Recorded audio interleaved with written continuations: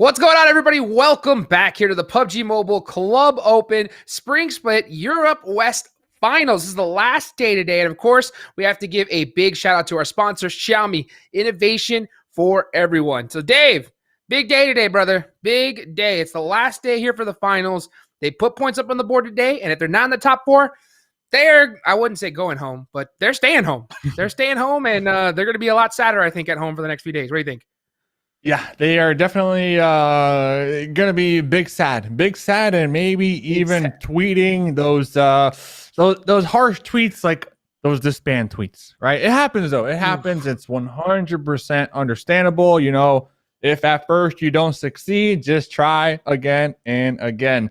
So hopefully that's not going to be the case though, because I was crunching the numbers and the points.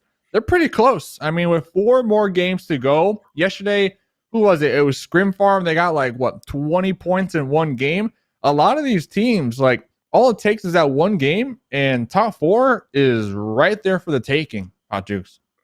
Oh, yeah, dude. Scrimfarms showed up. They popped off, and now they're in contention. And there's a lot of teams that could put up some serious points. We've definitely seen some squads put up like 30 points in one game by itself. But there's only 4 games. Only 4 games today, ladies and gentlemen. So just to give you a reminder for everybody that's just tuning in again, this is how you're going to be able to get points on the board. So here's the point system, as you can see right here. First place, so crucial. That chicken dinner is going to give you 15 points. Second, 12th, third, 10th. And you really only get placement points, I think, at this point, from 1st to 5th place. Because if you look down the line, 8th through 12th is 1, 13th through 16th is the goose egg, and 1 kill is 1 point. And we saw, at least for the past 3 days, kills. I wasn't on the bandwagon like you were, right? I know you're like the conductor of the kill bandwagon. I was always like, nah, consistent placement points is definitely where it's at. Don't get me wrong. That's where it's at. But kills are such a huge deciding factor, really, on placements. And we can see firsthand, we saw firsthand, Panda, no chicken dinner, right? No chicken dinner, 70 kills, and they are in 3rd place looking mighty fine. So this is a team, they proved to me, I mean, they're consistent, right? They get consistent top 5s, but they're proving to me that you don't need a chicken to be considered one of the best teams in your region. And, you know, if you were to ask me this a month ago, a chicken dinner, that's like the whole point of the game, right? But with this point system, it changes it up big time. Dude, this new point system has just been brutal. And as I have been watching it since the kind of inception of it, man, I've just noticed just how important kills are. Kills are just so huge. You get one team gets 15 points or 15 kills in a game, which we see happen. That's a chicken dinner in its own. It's huge. And like you mentioned, the bamboo of pandas, boy, did they show up here today. So let's go ahead and look at the match, the schedule for today of all the different maps we're going to be playing. 4 matches. It's the same schedule we've had the entire PMCO, but quick reminder for everybody that just may be tuning in here for the first time. It's going to start off at Erangel, head over to Sanhok, then Miramar, and then back to Erangel, baby. And that is it. What you see here is all you're going to see for the PMCO EU West Finals, because this is it. Last day. This is it. That's it. And thankfully for some of these teams, they have their drop spots. You know, the teams that are on the hunt, they got their drop spots. They fought for them over the last couple of days, and nobody really is contesting them. The question for me, though, this is the last day. There's some teams, Jukes, I don't ever like to call a team out like, oh, they're you know, they're pretty much done, right? But there are some teams. I mean, 31 points, 41 points. It's impossible. It's impossible unless you get like 4 chicken dinners with a ton of kills. I think it's impossible to qualify. The reason I bring this up is because these teams can really dictate on who qualifies or not, though. They have a lot of power right now because they're playing with nothing to lose. So they could do whatever, in my opinion. For sure. You know what? Might as well. Let's go ahead and pull up the rankings so you can see exactly which teams that we're going to be talking about right here. You're going to start off. Remember, ladies and gentlemen, top 4 teams. That is all these squads are looking for, because top 4 are going to be moving on to the PUBG Mobile Europe Pro League, which is a huge achievement. And right now you can see the top 4. I'm looking at that number 4. That's going to be GSG Europe, and they're not in they're not out of harm's way. That's for sure, because you got Team Night Target right below them, 2 points below. Scrimfarms a few points below that. I mean, there is not a big point gap here, Dave. 2 points between 4th and 5th place. 2 points. That is it. I mean, you get the wrong blow of the wind when you're on your rotate and your Dacia is going to flip on over. And hey, those 2 points, they're going to be gone. They're going to be gone. So honestly, today I'm looking at Silencer Gaming. Yesterday, they had a huge come up day. I'm looking at Rexpect Esports to really come back because yesterday they slid down the leaderboards. But honestly, Team Night Target, I mean, this is a squad that if anyone were to ask me, like, would they be in that contention for 4th place? I'd say no, because they qualified in group stage in 12th. But ladies and gentlemen, game number 1, it's getting ready to go. You know, Hot Jukes, the players, they are nervous today. It's a big day. Woo. The parachutes, they're locking them on. They're clipping them in. I'm excited, man. I'm excited too, man. Here we go, getting the match number 1 started here for the final day of the PUBG Mobile Club Open Spring Split EU West, baby. Let's get it started. Let's go. Ooh, baby. Ladies and gentlemen. Look at that plane. Game. Oh, we're here, Dave. Number 1. Here. Game number 1. Oh, man. Look at this. I'm so excited. I honestly have to calm down a little bit because I'm so pumped up. There's so many squads here that can make it. But what I want to see, Dave, and here's the thing. I want to see these squads start popping off instantly. I don't want to see a quiet start because there's a lot of teams here that can't afford it. Let's just be real. They need to not do as good. Like to be honest, a 10-point game will not be good enough for some of these squads.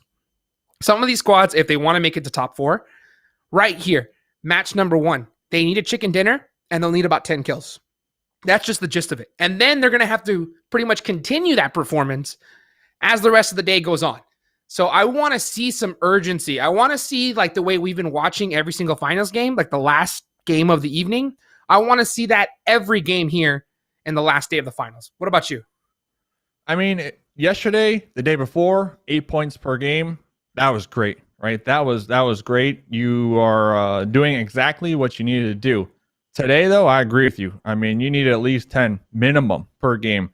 And that's going to be the case for pretty much all the teams besides for Romanian Men. For Romanian Men, 149. They're up there at the top. Chillin'. They have a nice little, they are big chilling. They can throw all 4 games, and I think it would make it really close just because of how GSG, Team Night Target, and Panda have been playing over the last couple of days.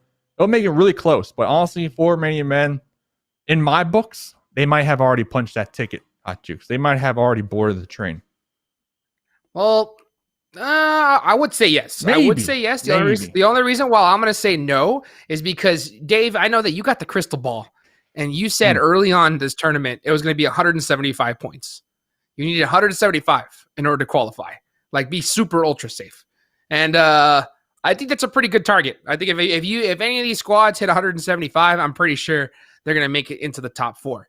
But we'll have to see. We'll have to see because at the same time, all these teams that are trying to catch up to these top 4 teams, I'm talking about for Romanian Men, Daos Legion, Panda, and GSG Europe, those teams can still pop off here today, right? They could still pop off. And if they do, then that's just going to make the gap between the other squads even bigger. So the other squads below them really need to have an insane day today if they want to make it to the finals. Or, sorry, to the Pro League.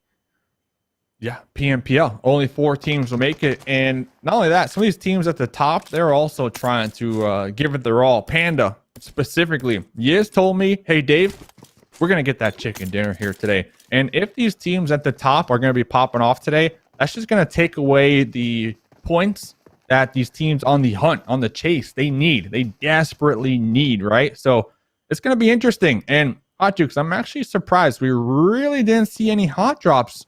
I would have definitely have expected No Limits, LakoNostra Power, Uncalled For to come into game 1, making it kind of spicy, but that's not going to be the case right now.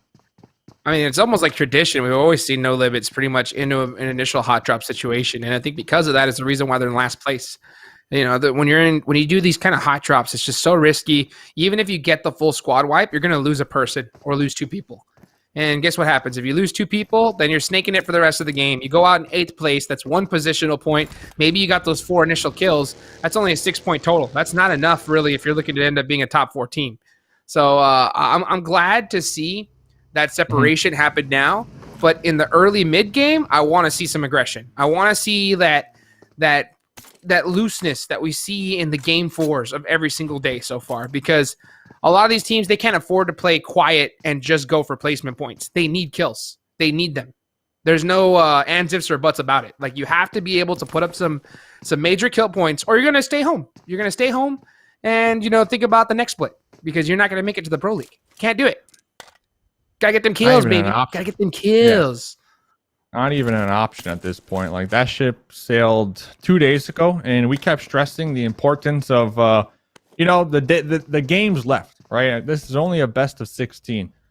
You really need to start as strong. And I think a lot of the teams that did start strong are currently feeling the relief from that. Because, yes, 4 more games to go, anything can happen. But they got a ton of points to really play around with and maybe even try some new things up. So yesterday we had game 1, prison finish. Actually insane. I mean, we had once in a lifetime zone. I mean, you said you saw that zone maybe once in your whole professional career. I'm looking for something similar today, too, because I want some spicy zones, man. I want to really see who could come out on top when all the cards are stacked against them, I guess you could say. Heck yeah, dude. I mean, every single time we see these spicy zones, man, it makes for just one heck of a show. And I want to see that for a lot of these teams. But to be honest, this early mid game, I want to see some of the squads like Gamers Unite, Hate Gaming, Entropiq, like teams that really need some crazy kills. I want to see them get into it. I want to see them start camping team rotations and start getting some kills in that early mid game, because, man, do they need them. Or maybe, I don't know. What do you think? I think some of these teams are just saying, hey, let's try to get a good, solid game 1 in and then get aggressive after that. But I don't know if some of these squads can afford to do that. I think early game is the best time to get into those fights, because you have to assume that other teams are still going to be busy looting. They're going to be busy looking for vehicles. They're going to be busy doing their own little game plan. So there's more room to rotate around compounds and try to really get those pinch plays going on, because the longer you wait to take these interesting fights, the more potential for that third party, right, from those other squads. So I think if you are a team looking to have some high kill games, you got to start it from the bat. You got to start it from the jump. That's true. And you know what? It makes sense. It does make sense. Hold on, real quick. We got a battle at prison once again. I mean, prison is now a hot spot here in the PUBG Mobile Club Open. We got Rexpect Esports up top. See Papi and Nacho doing a nice little split. They did catch Clown, who is a monster fragger for this Scrimfarms team. They cannot afford to lose him this early on. And Scrimfarms, they're in 6th place, so they can maybe afford one slightly bad game, but a 0-point game would be just so rough. Yeah, Nacho's sending it. He is up in here trying to pinch this squad. Oh, nice shots. Nice return shots from Headshot. Oh, and Caster catches him, I believe, through the roof. Through the roof. So that is a big L on the side of Scrimfarms. And you can see Rexpect, they're on their way. They're like, yo, we got this. We got 2 knocks. That's a full send all day long, baby. Here they come. I mean, yesterday, this is what Rexpect were doing as well with Nacho with that 3-1 split, and it was not working at all yesterday. Thankfully for them, they have the numbers advantage in this situation. But honestly, I'm still kind of surprised that they are still trying to go with that same strategy here, Hot Jukes. I mean, it's working. Don't get me wrong. It's working right now. But yesterday, in 4 games, it didn't work at all. Well, if Nacho would have got knocked earlier when he was by that broken wall, he's dead. 100%. Oh, and look at this. They're full sent it. But out the car, Caster's going to get downed and thirsted. So they're going to be trading one and one right here. And this is what we didn't want to see from Rexpect, them losing people unnecessarily in these kind of pushes. And now, after that, I think they're going to just head on out away from this. So, man, they had that one in the bag. I think we saw a lot of hesitation, though. And because of that, they paid the price. And that price was Caster. And only 1 kill. So surprising. They committed so much time, resources to that, and they're just going to pull off. Just going to pull off right there. No limits also. Rotating, trying to find themselves a nice little position in this prison area. I'm getting flashbacks from yesterday. I truly am. A lot of teams are feeling that same exact way, and that's why we're seeing them rotate earlier today, because yesterday we saw a ton of teams playing that edge, right? Now this game around, a lot more teams playing that center. I'm telling you what, if I'm playing in this right now and I happen to see a knock on a no limits member, I'm full sending with my team. 100%. Every time. One knock. If I just realize that this is no limits, full sending. Because you might as well at this point. And you know why, Dave? Why? That's 3 points. Oh, no. I mean, you're 3 not points, wrong. man. You're not wrong. They're last place. They're bringing a last. 3-man in here. And they're bringing 3-man in here. That's 3 points all day long. Well, let's see. Hopefully they can show us, though. Hopefully they can show us something, because another point that we stress a lot is today, even if you are, at the bottom of the barrel, today is a good day if you are that individual player looking to stand out amongst the rest, because teams, they are going to be looking to pick up squad mates moving into PMPL. Maybe even a 5th, right? You never know. I believe 5 players are required for PMPL, so you might even get picked up for that bench role.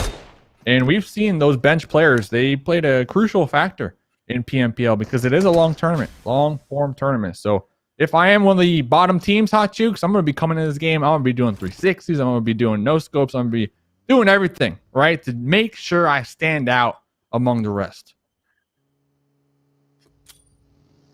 Makes sense. I'm going to tell you right now, I'm thinking that these guys are free, and I want them to prove to me that they're not. I want to prove to me that you're not free, that you can go and get these crazy 4v1s. Nicola's dead as heck. Yeah. Oh, he might need his own teammate. Oh, no, he does. Get out. Yeah, there goes Lau. So Lau's going to get out of there. They're going to get that point. GSG Europe's going to take that one for free. There's still one more member from No Limits, and he's on the run right now. Not sure exactly what he's at, where he is, but yeah. The reason why I say things like this, because I have to be real about it. You have to look at the numbers. You have to see how the performance is. But like you mentioned, if one of these players has a crazy pop-off performance, gets like 10 kills on his own, dude, that goes in the resume. You know what I'm saying? That goes in your reel, and that goes to go and show other teams what you're capable of doing. So if you're one of the squads that's not going to qualify, yeah, dude, just focus on popping off, having the best game of your life, and looking to hopefully find another squad that'll bring you up into the next levels. Yeah. And I hate to say it, but a lot of PUBG Mobile, those star players are those players that do play a little selfishly, right? Those players that do make those big plays, those highlightable moments that are out there playing extremely risky, but looking good while doing it, right? They might not be that team player, that support player who always gets the pickups, always gets the revives. That type of role, always overlooked, honestly, always overlooked. So, hey, we shall see, Hot Jukes. Today is the day. Well, I mean, it makes sense. It makes sense because we can't hear comms. We can't see, what the decisions are being made. And it's a certain place. So there's those things that we can't check out. But one thing we can see is kills. And if you're an unknown team or really new to the comp scene and you want to make a name for yourself, that's the best way to do it, man. Kills is the best way to do it. And we can see who's going to be able to get some kills. And this next zone is going to head on over to Milta Power. We got some water in this circle, Dave. We got some water in this circle. So these spots are going to start getting taken up quickly. That's good. I like that water. I mean, about 50%, I would say, maybe 45. That's going to eliminate all the potential terrain, all the potential compounds that teams can kind of snake it out and play that rat mode in. We're going to see a lot of squads right now get picked apart as they rotate. This is a good zone for anybody such as Hey Gaming, who are currently set up right now.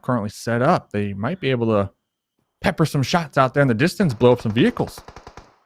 See, Hey Gaming is in 12th place with 73 points. So, yeah, they need a massive game. So, this could be the big chance for them to get some of those points. We're starting to see some kills go back and forth between some of these squads. There's still 16 teams remaining. So, we're seeing, 1 member, 2 members eliminated from the squads, but they're still all up right now. If you go out, 16th place, 0 points. Looks like GSG is getting into it right now with, that's going to be Silencer Gaming, I believe. And they're sending some good trades back and forth. Silencer Gaming, GSG currently in that top 4, but Silencer Gaming not too far from acquiring that goal. Already down a member. We saw them yesterday. They were able to get a couple kills underneath their belt. This is going to be a very, very challenging zone. I mean, Entropiq, they got their whole squad right over there across the way. They have the high ground vantage point onto Silencer Gaming, so it's going to be a challenge. And looking at teams trying to play it nice and safe, nice and cautious on the edge right here. Gamers Unite. I appreciate the play. I like it. Gamers Unite need to play this really, really diligently because they need to get a top 3 finish, in my opinion. A top 3 finish, and if they're able to put up, high single-digit, possibly double-digit kills, I think that'll be a great start. I think they're going to need a lot more than that, though. They're going to need to do that almost every single game in order to make it to the top 4. That's my opinion. We'll have to see if it is going to be able to come to fruition, though, because there's so many squads just sending it right now. Here come the Pandas. Heading it right on to Team Night Target. Team Night Target are in contention, and Pandas is currently in 3rd place. So this is a huge fight between these two teams. A battle for 4th place right now, and a great defensive shots, and they are going to hold down Panda. So this bamboo of Pandas are going to go down in 16th place. That is 0 placement points. And right now, Panda is sitting in 3rd. So that is really huge, especially for a squad like Team Night Target, which is in 5th place. They just need to continue to survive and now add some placement points to those kills. That's going to make the battle for that 4th place position even tighter with Panda getting no points right there. It's going to be insane. Daos Legion currently in 2nd place. They are from Romania up here on the high ground. Whoa, Jukes. Oh, I mean, man. In the water. That thing is just popping out to me. What a yoink. What a hardship. 50% water right here. This is, hey, I asked for it. I asked for a crazy zone. This has to be one for the books right now. And if you are Daos Legion, I don't know how you're going to make it down that hill and into the circle. I mean, bro, go for kills. You have to go for kills right now if you're Daos Legion. There's no other option. You have to, and now they're getting gay kept like crazy, man. I got my Hawaiian shirt on, and it looks like we're going to have a beach party here in the first match. And you can see Daos Legion just sighing like crazy because they have so much real estate that they have to be able to cover to get into this next circle. And you got Scrimfarms just gatekeeping the heck out of them. And I wouldn't be surprised if Scrimfarms go the extra mile to try and gatekeep this squad because they realize that this is a team that is already in top 4. But that headshot, that one single play is going to buy them so much time. And now they're in a dossier and sending it away. What a clutch shot there from Bassi.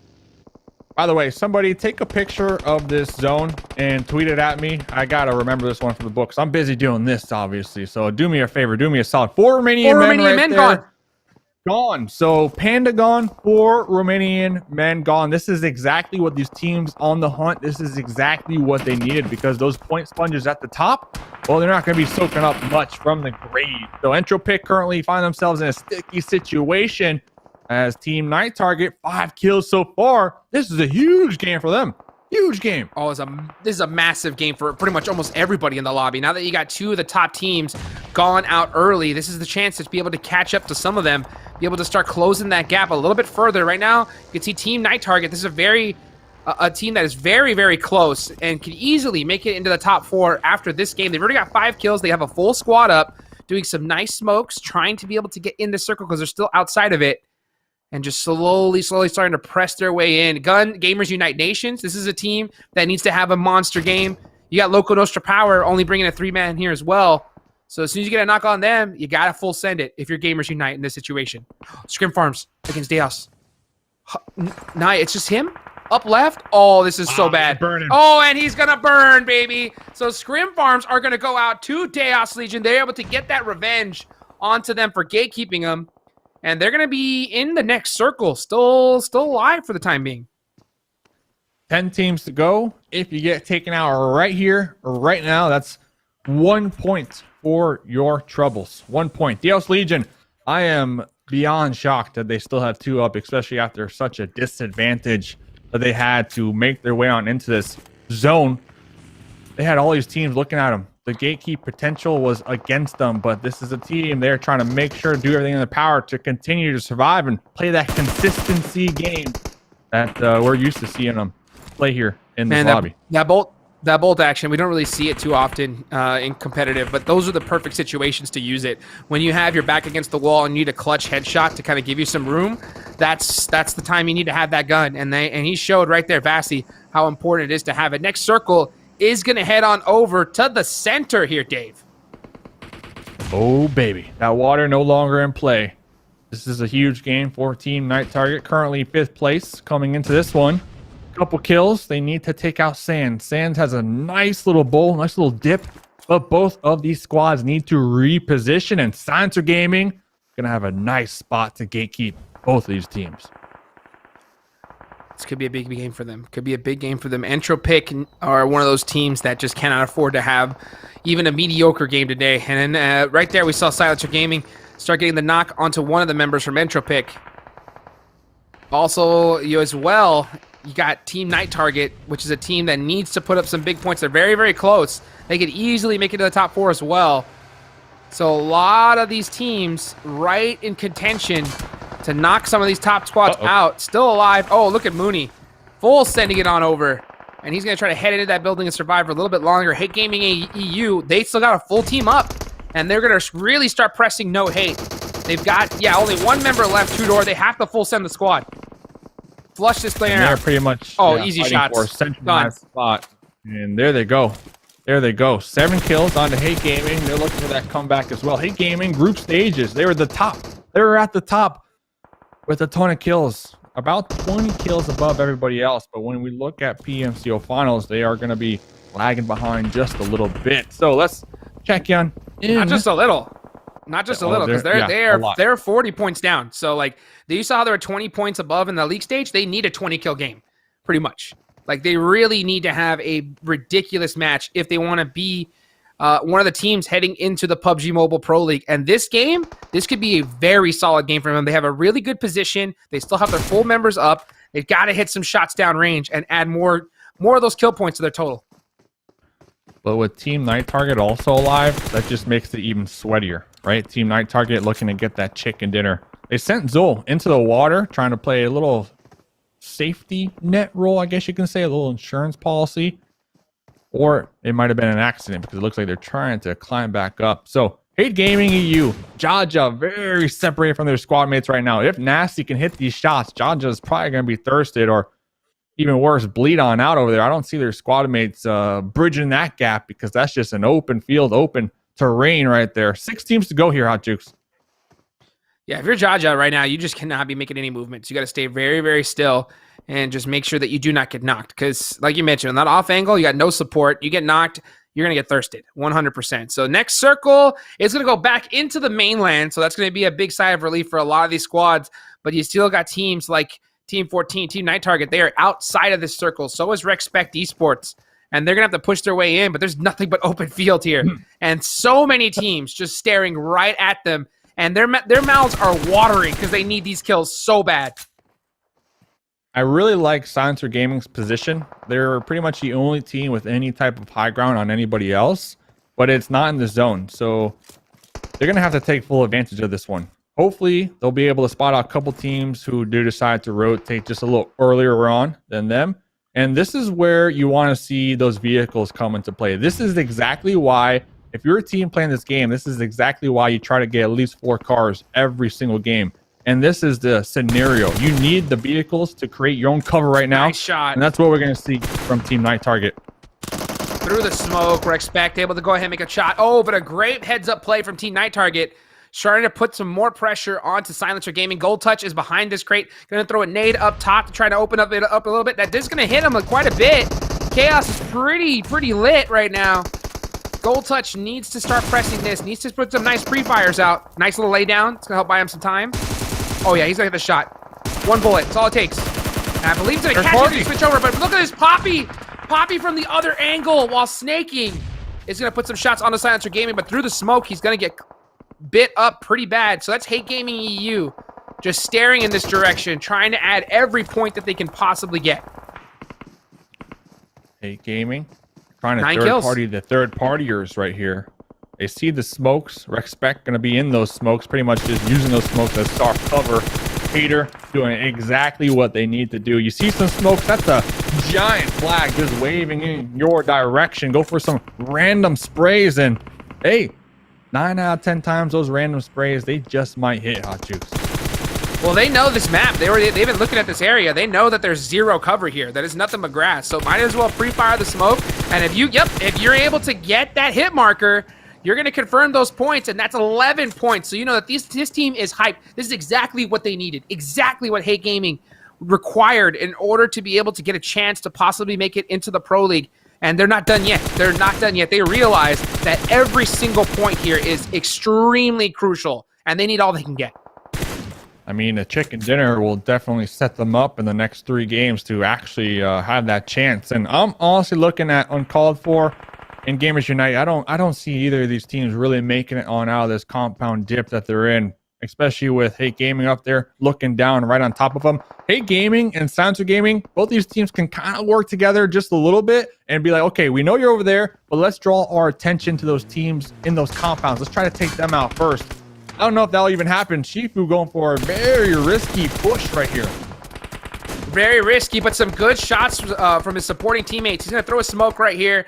Most likely be able to get that first aid and get picked back up. So really heads up play from Hate Gaming. And again, even if they get a 15 kill chicken dinner here, that's only going to give them a chance, like you mentioned, to get into the Pro League. That's not a confirmation. That is just a chance. They still have a lot more work to do after this, but they got to focus on the game right now. And you can see some very, very nice pushing from Hate. I love to see them use each other. That really offensive smoke eliminated Silencer Gaming Snight Lines. That nade is going to do it. And here we go, Jaja. 14 kills on the board for Hate Gaming EU. A phenomenal performance, a very clutch game that they absolutely needed here in game number 1 of the last day. Can they make this point gap even further? Can they close it right here, right now? Can they? I mean, this is a potential for a record here in the finals. Mm-hmm. That's true, and Jaja going to be able to get to those crates. The game plan, pick up as many meds as possible. That is exactly what I would be doing right here. Jaja also going to be prone. Going to be scouting this one out, getting a ton of information for their squad mates here. Honestly, Hot Jukes, if you were in this game, which team would you want to be in when it comes to positioning? What Hate Gaming all day long. Hate Gaming, they got the hill. They have all 4 members up. They're going to have so many options to be able to just 3-peak people above them. I would like to see them not split 2-2 here. I would like to see them just go all 4 and close one side at a time. And they should be able to do that with the amount of... Oh, it's like going to steal a kill away from Uncalled For. And this is going to be a big game for Gamers Unite Nations as well. But man, I think it's going to be all Hate Gaming here in this position. But see, right now, Slick gets knocked. And he needs the support from Jaja. So I would like to see the rest of the team be very careful here. They cannot afford to make any mistakes. Don't get too cocky. That ledge right there from the boulder that saved them the first time, but Shifu getting a little too aggressive. That second nade, that follow-up grenade is going to be taking them out. The nades from Hate Gaming.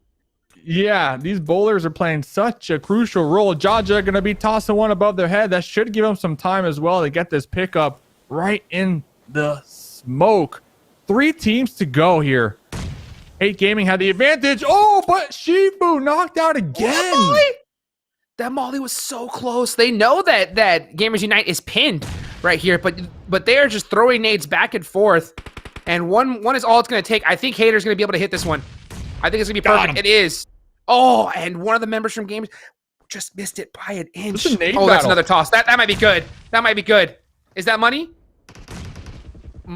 An underhand nade here. Okay, I think he did that a little closer, thinking that there's still that member up close. Hate Gaming are splitting up against these 2 teams, and it actually might be working out because they're getting all these kills, and they really do need them. I think that if they did just go on one side, they'd be in a better position. Yeah, because now Hater got knocked from the side. Oh, this is devastating. Now it's just 2 members up from Hate. They cannot afford to lose any points. 17 kills, huge game. They got a duo. They need to be really They're giving up their side, though. Oh, giving away that angle. You knew. Your squad mates. Hater knew that there was an enemy there. Play. Closer together. You got to focus.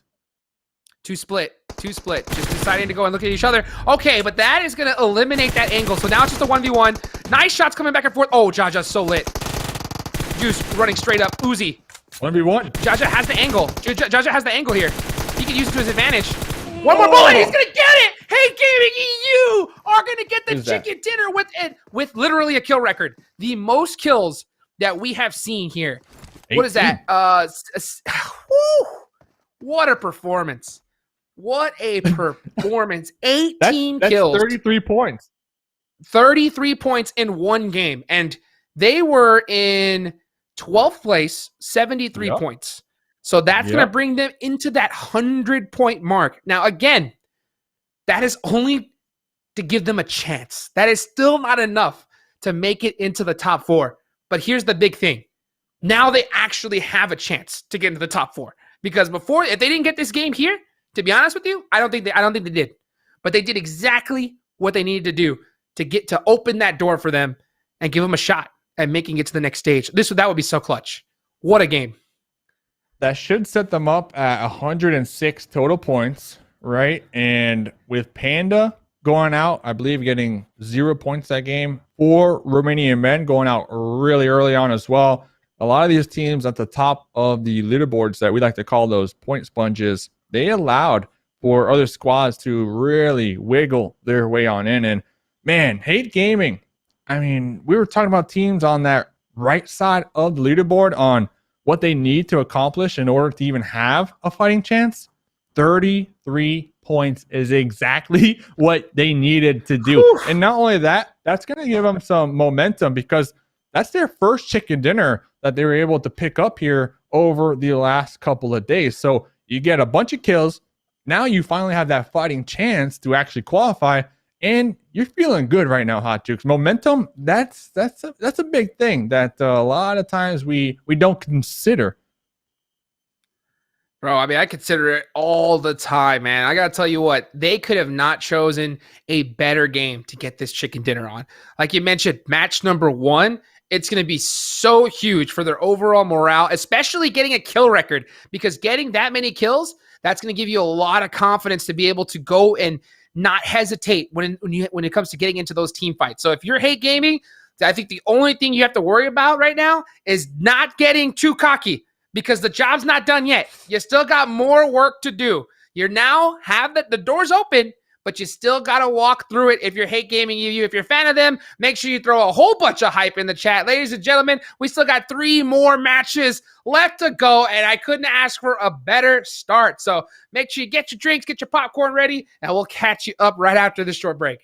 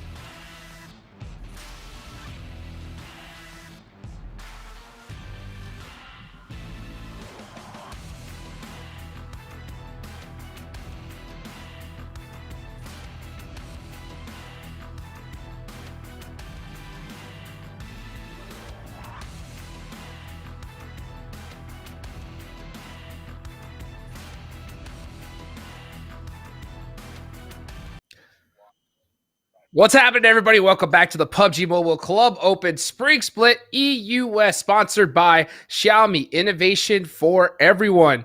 Match number 1 is in the books, and I'll tell you what, it was a banger. It was a banger, baby. That's how you. I don't think you could have started off with a more intense match, because now we thought we only had a few teams. I think, that we're going to possibly be in contention for top 4, and I think a couple of squads added their name to the list. What do you think, Dave?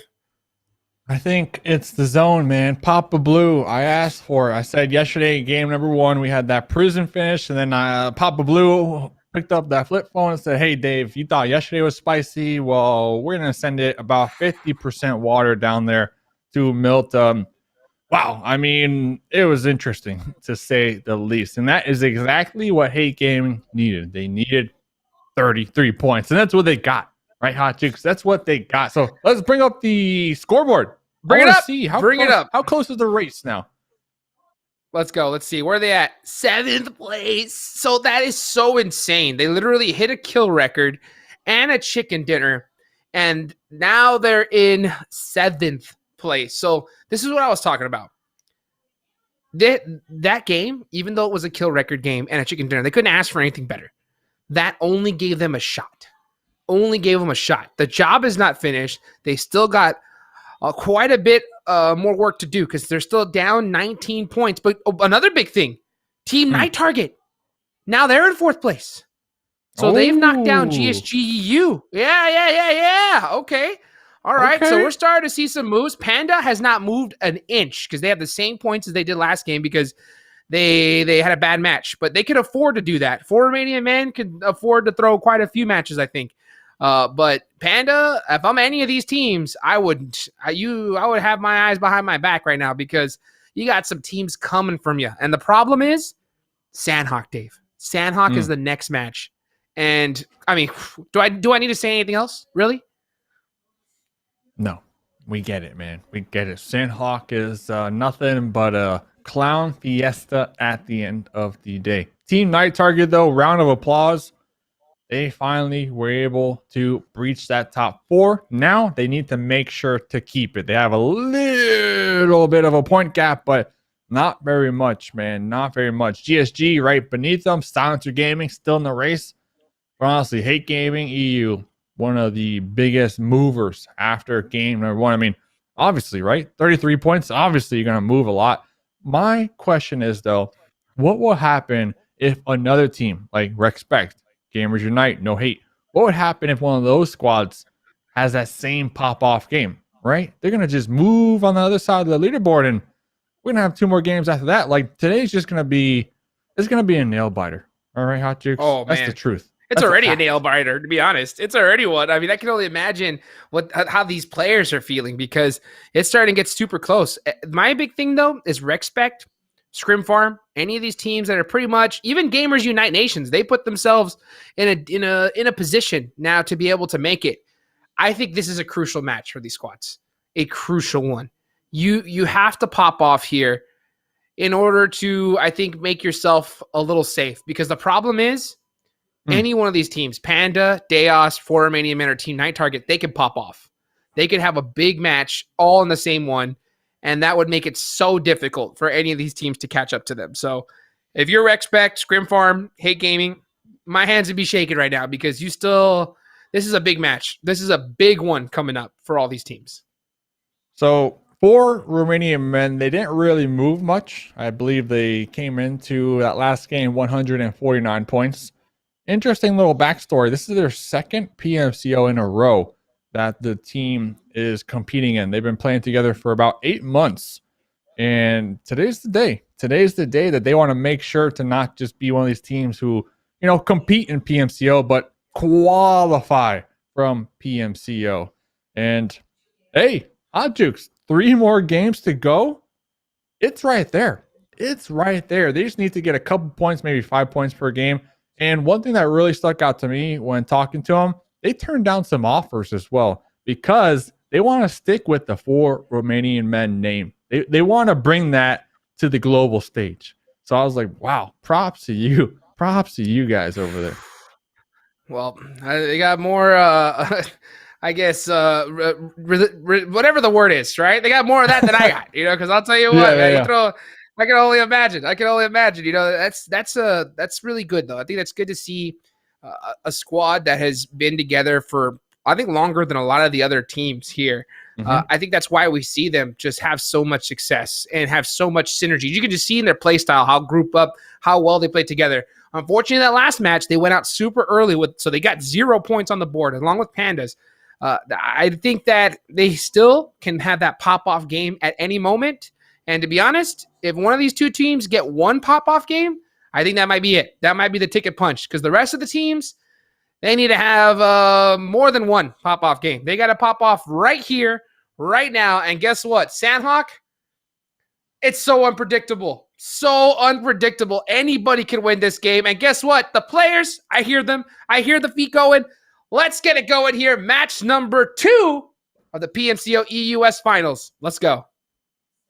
Let's go, ladies and gentlemen. Thanks for tuning on into the 4th and final day of West Europe PMCO Finals. This is going to be match number 2 of the day, the final Sanhok of the event. Top 4, that's the name of the game. Top 4, that is the spot that these teams are currently fighting for. If they find themselves in that top 4, well, we're going to pack them up and we're going to ship them up to PMPL to fight for all of that cash money. Getting into the game, Hot Jukes, every game I'm going to be looking for, man. And you already know, I'm going to be looking for those hot drops. Some players, they told me they were going to do it. So that's why I'm expecting it here. And I want to see some action off the bat. I think the one thing that I'm really looking at is that northwestern island because No Hate goes there. And if the zone does end up shifting to that island, I think that they can have a big opportunity. But it looks like they're going to have to deal with Hate Gaming EU as well. So any one of these squads could really pop off. Daos Legion are up there in hot 10. We got GSGEU heading dead center, and GSGEU, they just got knocked out of the top 4. So the pressure is on for them. And when I look at the chat, all I see is nothing but go GSGs in there. So they got a lot of fans, they got a lot of pressure, but they can't crumble underneath it. They need to continue the performances that we've seen here in the past few days. Yeah, I mean, 3 more games to go.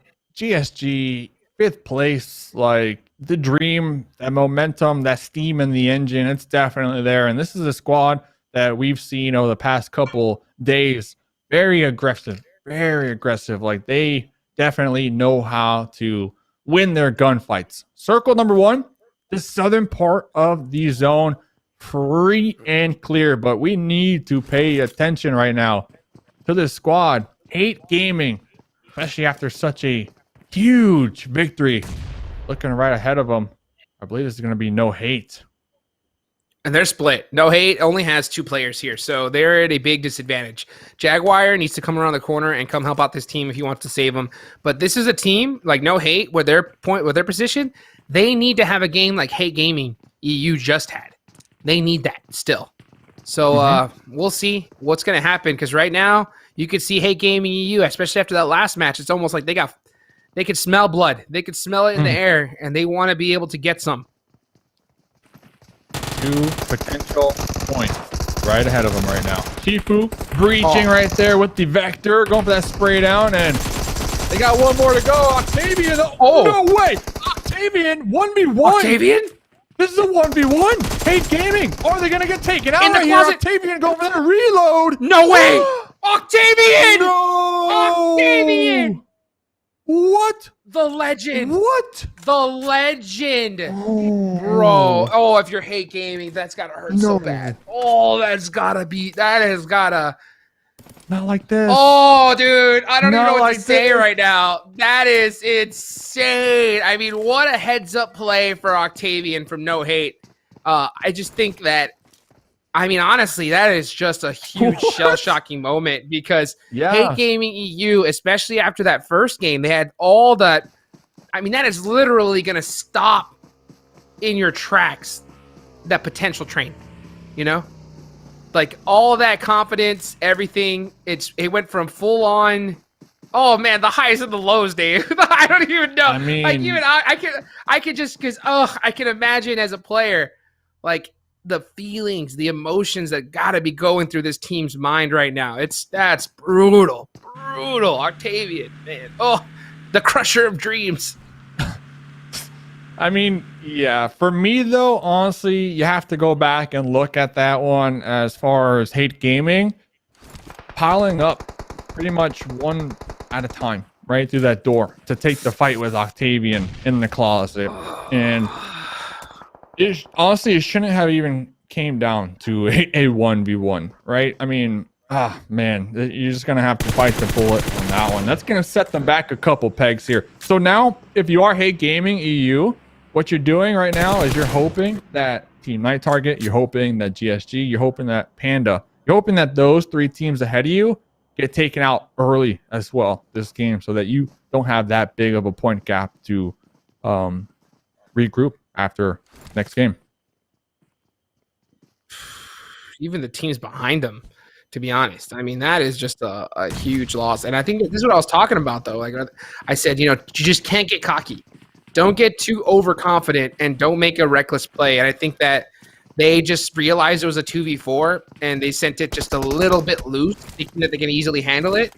And we just saw them ending up running in 1 by 1 by 1. And Octavian just showed that, you know what?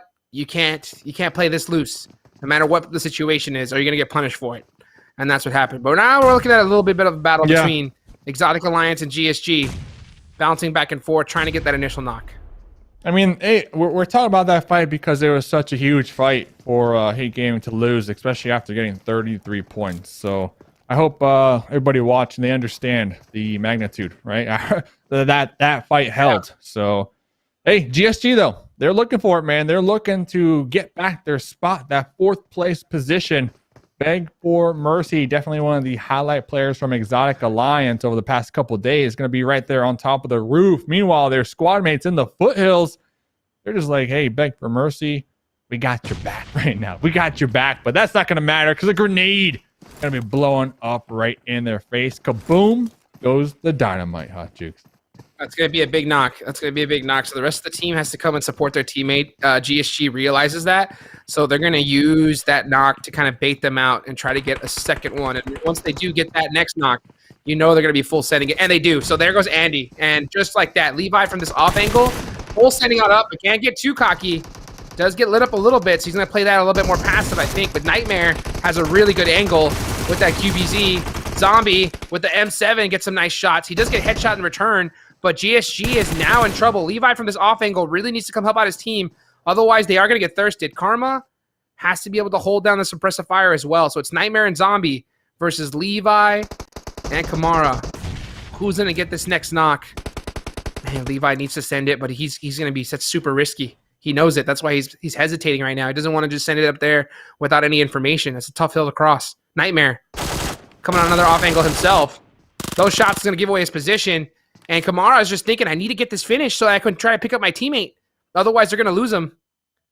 And I think they are. Yeah. That Molotov. That's a good one.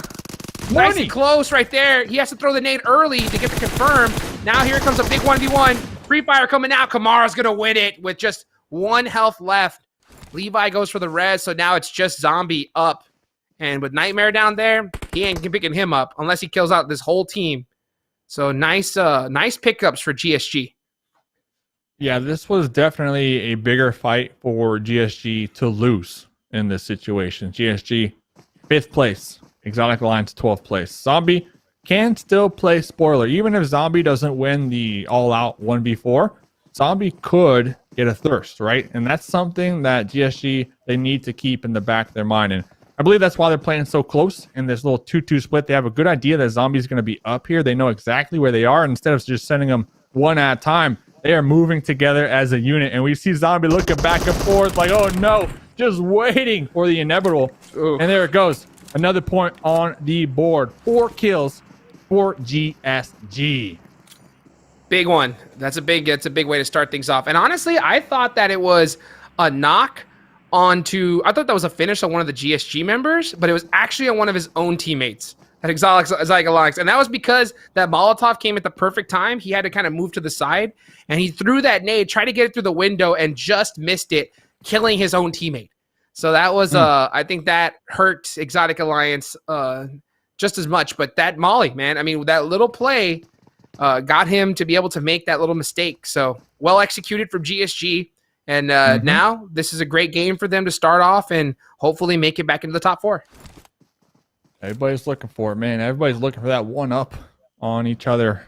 Sanhok, one of the sweatiest maps. Honestly, I mean, it is just a humid map. So you are going to be sweating with all this gear on. Pandas trying to make that comeback from last game's performance. I believe what they were taking out first, right? So that is going to be the goose egg, the 0 points. And I told you, Yiz told me, hey, Dave, we are going to get that chicken dinner. We're going to get that chicken dinner today. So let's see. Sanhok is going to be the game to do it in, as we are going to be checking in with the zone. A lot of teams, Pynam, a lot of teams playing really center right now, and for good reason. Yeah, no one wants to get, you don't want to get caught on edge when it comes to Sanhok, because this is just one of the most brutal maps to push into. When the zone shifts, which it just did right here, which is a pretty fair one for all these teams, you only get like a minute on the clock, and you have to basically just put your gun away and start running instantly. But how can you do that when you're getting gate kept by 3 or 4 squads? You can't. So I think when you have a ridiculously hard shift on Sanhok, you got to pass off those meds off and just try to go for placement, because we've seen teams try sending it and just get taken out instantly, right, Dave? Doesn't work. It just doesn't work. You cannot send it on Sanhok. And honestly, Sanhok, that's one of the maps that, vehicles might not be as important. And this is me going on a limb here, obviously, right? But other maps, vehicles so crucial to just building your own cover. I mean, we saw that last game, right? How that really played a factor.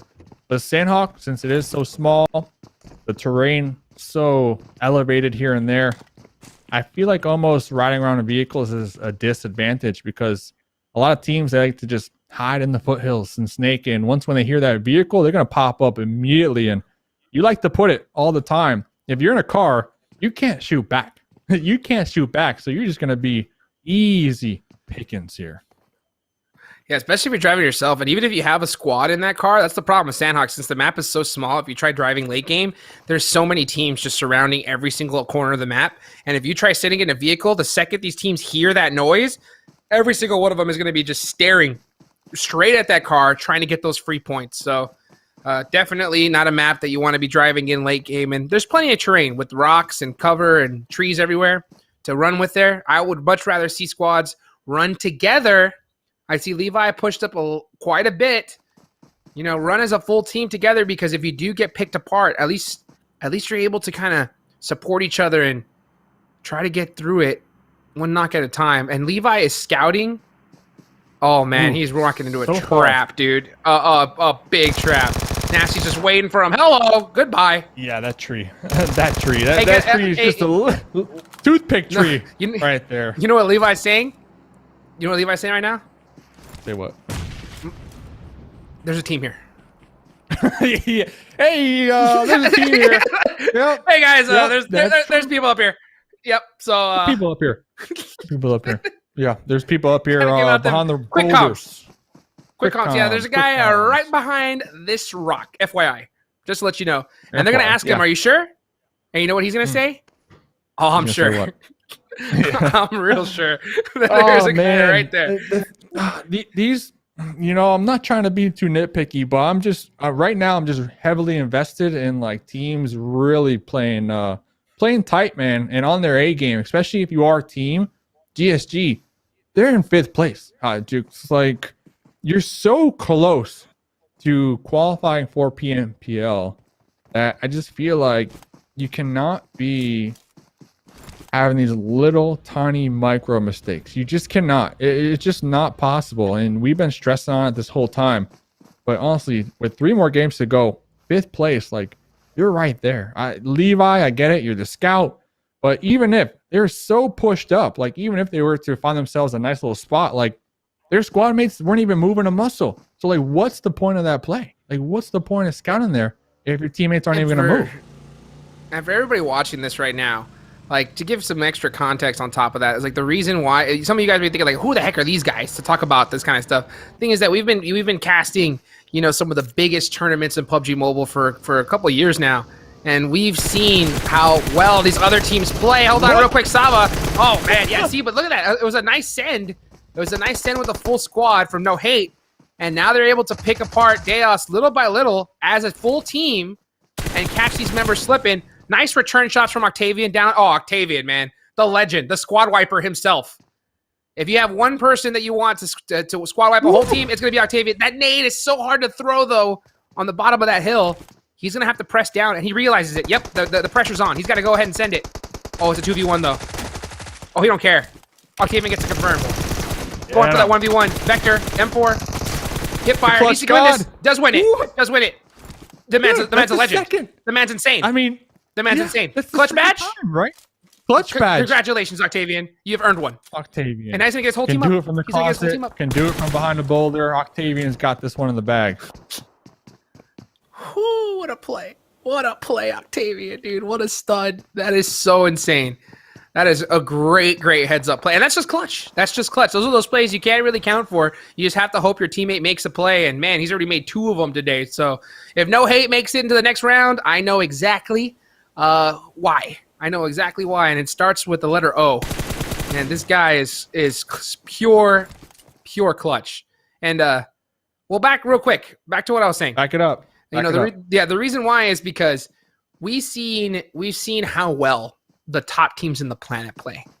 And the thing is, they don't make mistakes. They don't make those little obvious, well, to us, are obvious micro play mistakes. And to be honest with you, like right there, GSGEU, what do you gain by sending someone solo running up there? What do you gain? A minute of time? Maybe 45 seconds to clear that hill? It's just not worth it. You have to assume there's a team on every single hill, and you have to full send it as a squad. That's what the best and the best do. And if you do something like that, you're going to get one member taken out, and now you're a 3-man for the rest of the game. And when you got so much on the line, oh man, that's why I think it's so tough for us to see. And trust me, these players, they're probably 100 times better than me, right? I mean, I'm a total bot in the game. I get in the game, I'm in a vehicle the whole time, letting the team do all the heavy lifting, right? So I'm just in it to have some fun. So these players already, if they want to be one of me in a team deathmatch, you bet they'll probably win.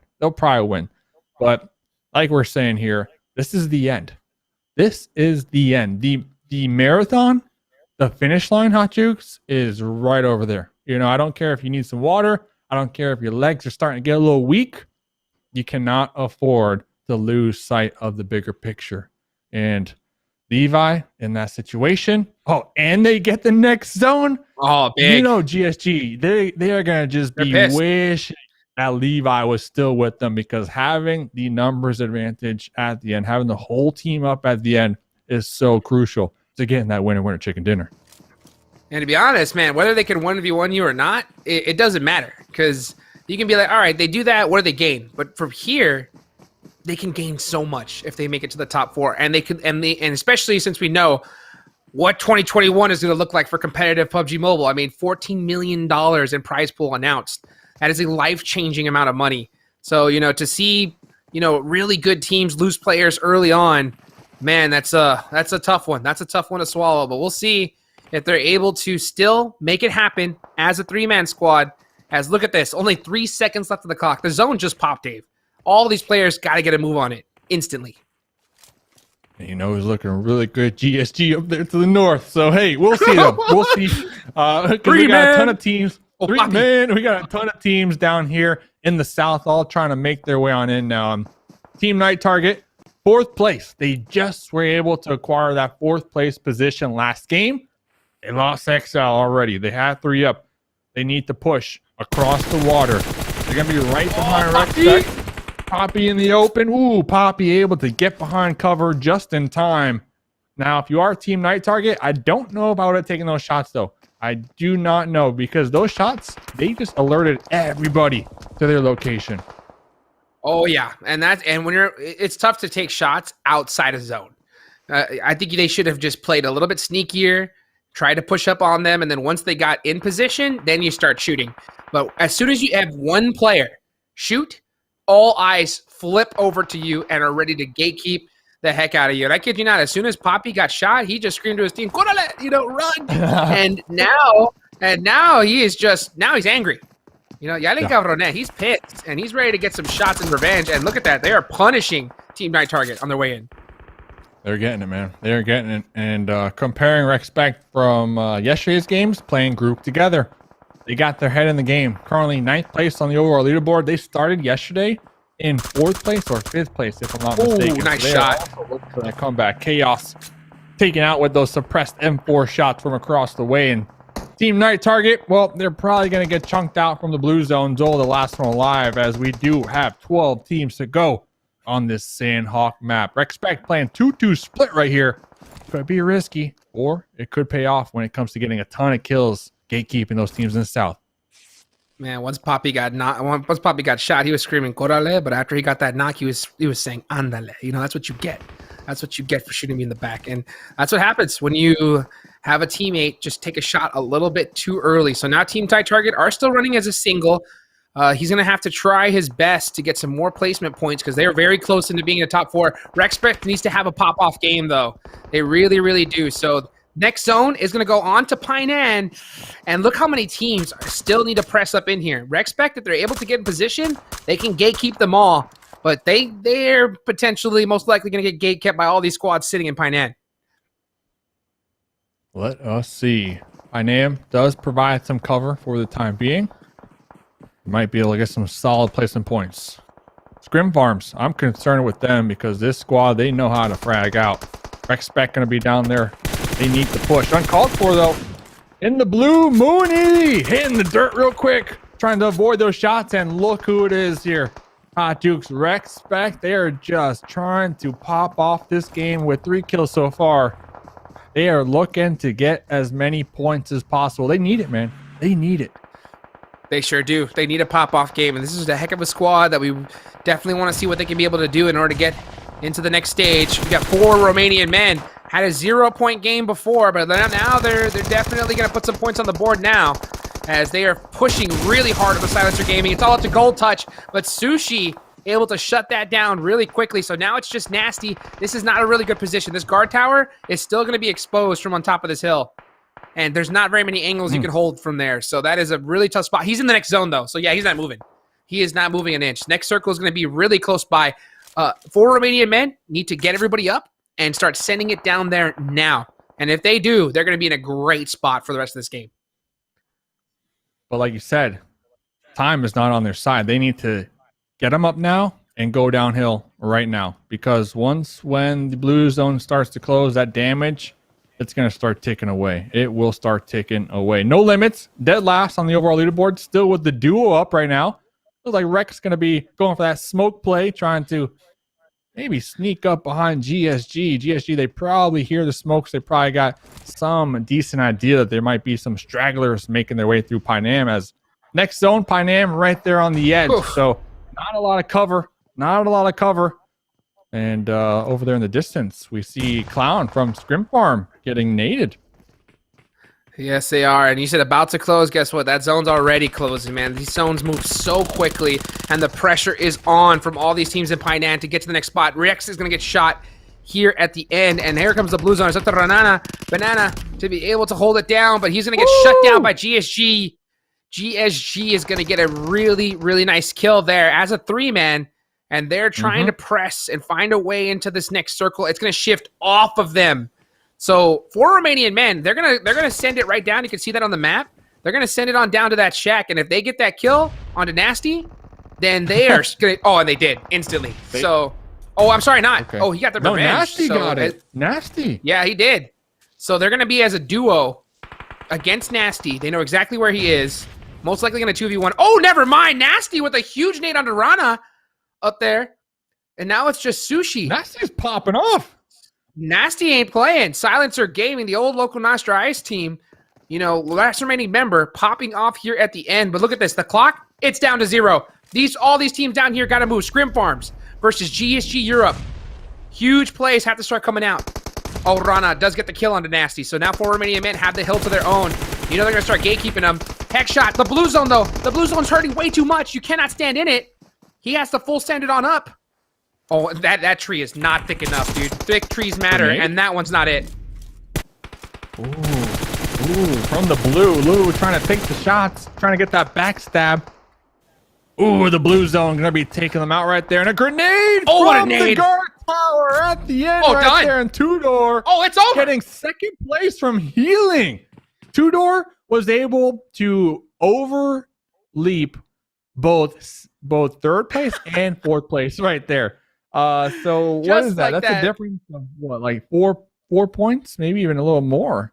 Second place is 12 points. Yeah, so that's doubled. So the heal strat coming in clutch right there from Tudor. That was clutch. What did we say from the start? Did we not talk about the heal strat immediately when it came to Sanhok and tough circle shifts? And we just saw it right there. 12 points in placement just from healing up. Scrimfarms in third place had a good amount of kills, 7 kills, and a third place finish. So that's 17 points. They definitely needed that. 4 Romanian men get the chicken dinner. And to be honest, we didn't think 4 Romanian men, we knew 4 Romanian men were going to be set pretty much the whole time. They needed that chicken. Yeah. So, with that chicken dinner, that's the ticket punch. That's for sure. Yeah. So with that, that's going to, if they had any slight worries, I think those are gone after the Sanhok match. The leaderboards, though, man, they're definitely gonna see a little bit of adjustments, and I think that top 4, man, or that 4th place, that is going to be in extreme contention here in the last 2 matches. Honestly, Nasty almost pretty much took it away from 4 Romanian men as well, because Nasty took out 2, if I'm not mistaken. As 4 Romanian men, they needed to push downhill onto that guard tower. But once when they, locked in on that Nasty position, they were able to take them out. And that was really the winning play in my book for them. They almost threw it. I'm not going to lie. They almost threw it right there. Not that they needed the chicken dinner, but if you are a squad looking to secure yourself that top 4 spot for the day, hey, get that chicken, your ticket punched. You should be good to go. Now, the question with that, though, for Romanian Men, we both agree they punched their ticket. The question for me, though, now they have a lot of power. They can kind of decide what team gets that 4th place spot if they wanted to, right? There's no rules against hot dropping other squads. There's no rules against, gatekeeping other squads on rotations that they tend to do all the time. All it takes is looking at the VODs, and you could pretty much get a good understanding of what teams like to do on certain maps. So will that come into play? I don't know. That might be 200 IQ. I don't know if teams are playing at that level yet, but it's always a possibility. Always a possibility. I mean, it's a huge possibility. That's a great point, because for Romanian Men, with that performance, you're right. They can do whatever they want in the lobby. And if there is a team that they're really scared of, or a team that they feel is a threat coming into the Pro League, and their spot for 4th place is in question, they can just hunt them down. They can go straight into them, full send, take them out early, or even if you take out a couple of the members, that's going to cripple them tremendously. So, so many storylines to be able to cover. Ladies and gentlemen, we're going to go ahead and see what the leaderboards is going to look back. Everything as soon as we get back from this break. So don't go anywhere.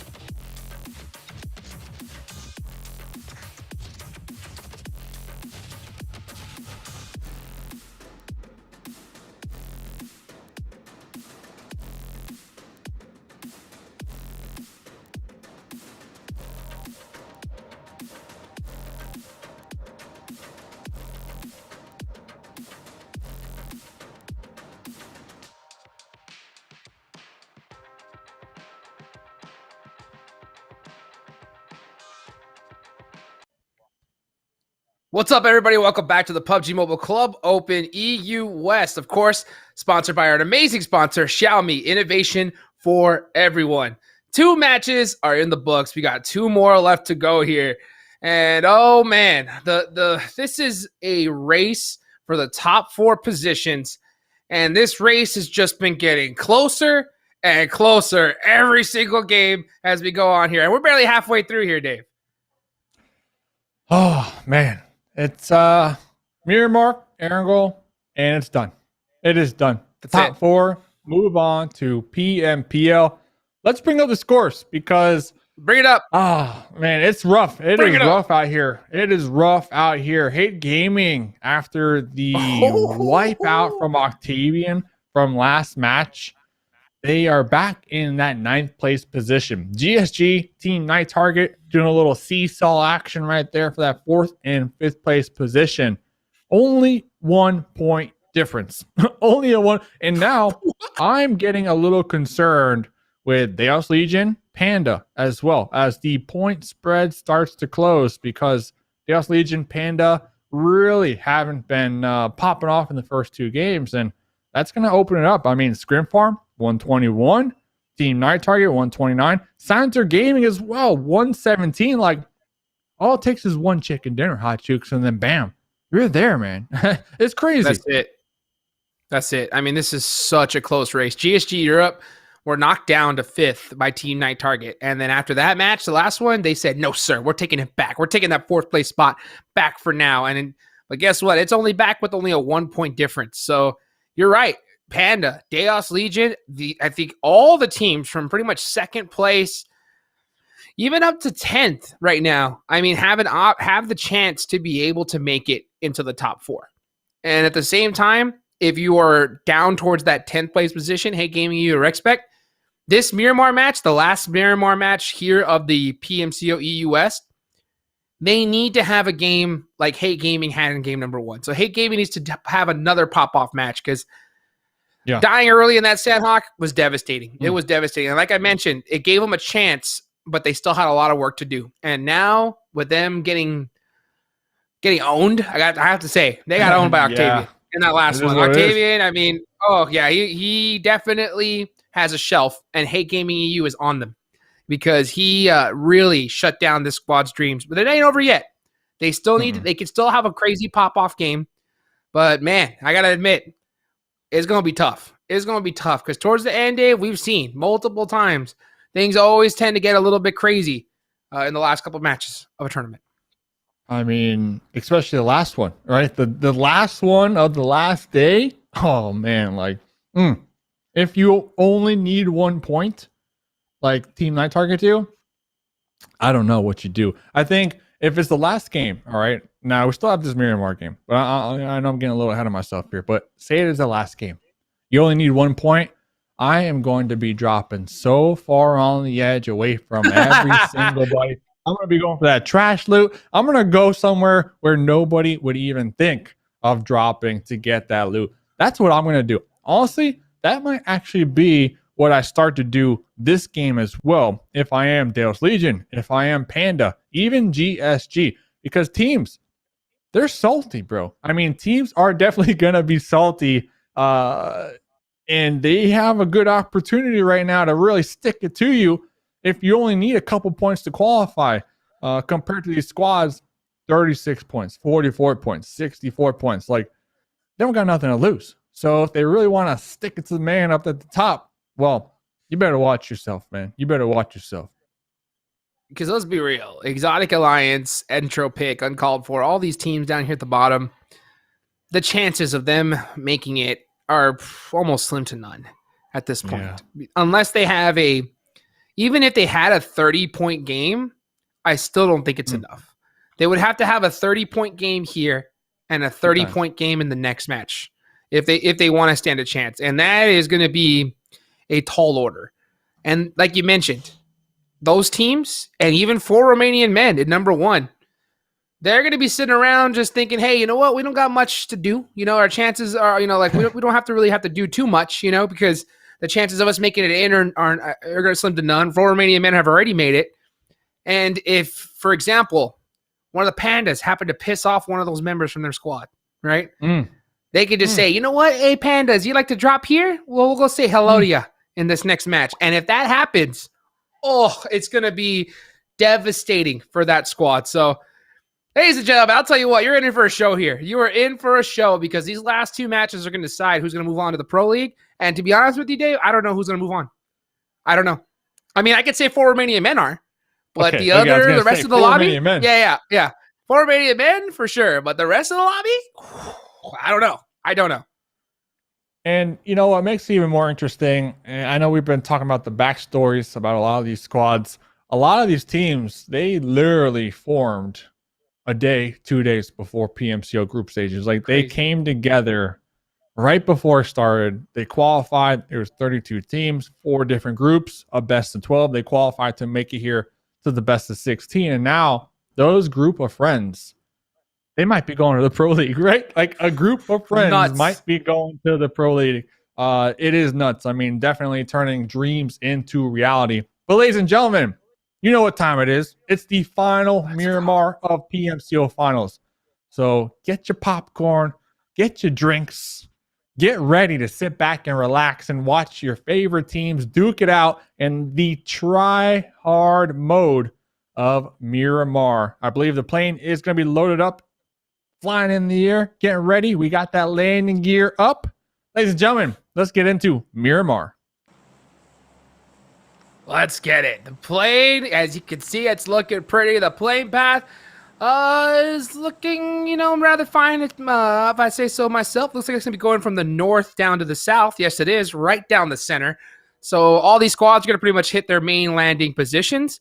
But man, this is such a crucial one. I mean, it's so crazy because it's difficult to stress just how important this is. The last Miramar match that we're going to see here in the PMCO Spring Split EU West Finals. And it is so crucial because there's just so many of these teams that could make it right now. And so many teams that can get kicked out of the top 4. And I got to tell you what, if you're a team that has been in the top 4 for the past few days, I'm looking at you, Panda, Daos Legion, even GSG. If you get kicked out in the last couple of matches, that's devastating. Devastating. So got to hold on and show everybody why you have been in the top 4 for so many days leading up to this. And you got to make it happen. And you got to make it happen these last 2 matches. For a second, I thought you were looking at me. You were looking at me, but no, you were looking over my shoulder at Team Night Target and GSG. So, whew. Oh, man. Staring at So, looking at this game, okay. Circle, not too bad. Right? I mean, for the most part, everybody should be able to get some solid loot. And there's some clear pathways. I mean, GSG, they can use that southern road near Puerto Aparicio and easily transition, Los Leones, Impala, whatever. Uncalled For, though, they're going to be hot dropping. I can't make out who it is, but they're going to be dropping right on top of. Oh, it's okay. Okay, well, we should expect that because yesterday they were just a magnet. This is going to be 14th and 16th. All we're missing now to make the complete party is LakoNostra Power, as we're going to be popping in with look at that. Godzilla. Punched out. Godzilla going for some nice little punch outs. Yep. Simple. On to simple, aka simple points. You know, that's gonna be one in the books for uncalled for. And you got the rest of No Limits in a situation that we have seen them in pretty much the entire PMCO, just getting caught super early in crazy engagements. And it looks like that's not going to change here in the last couple of games. So honestly, if I was uncalled for here, I'm getting my floor together and just full pressing this team all day long. Got to do it. Yeah, you got to do it. I might even just do it with some pans too. Try to get some spicy action going, you know, get that pan throw. We've seen multiple pan throws here. Only one successful connection, but it took out only half of the health. So no actual pan knock. Now that would be esports history, as that was not too long ago in the update. The throwables right there. So huge update in my opinion. Can really make for some highlightable moments, and that's exactly what some of these players are already trying to do. No Limits, Banana between them, between uncalled for. That's not even gonna matter. Banana's straight chilling as their squad mates on the outskirts gonna start to collapse in.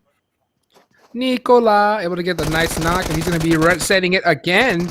UMP putting in some good work. He does have that. Oh, M7. That's the one. Oh, never mind.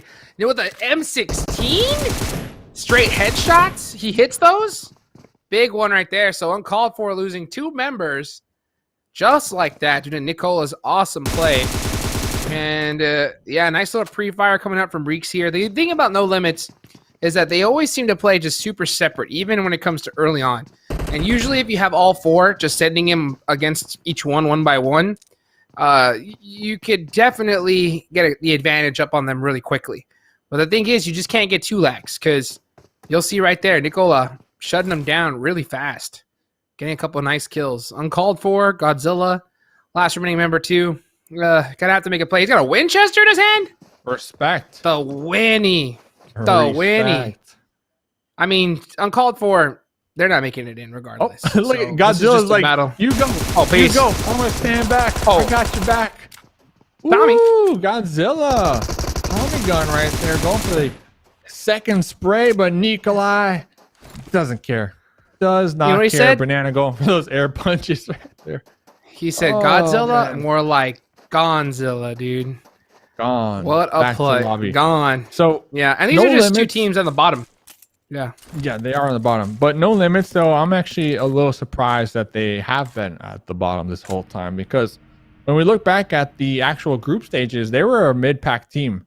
They finished, if I'm not mistaken, in the 8th place with a decent amount of kills and placement points.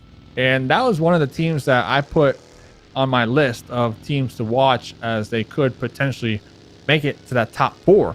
I don't know exactly what happened here, though. Maybe the nerves, maybe the pressure, right, to qualify that top 4. You know, it went from qualifying top 16 to top 4, so the pressure definitely cranked up a couple dollars there.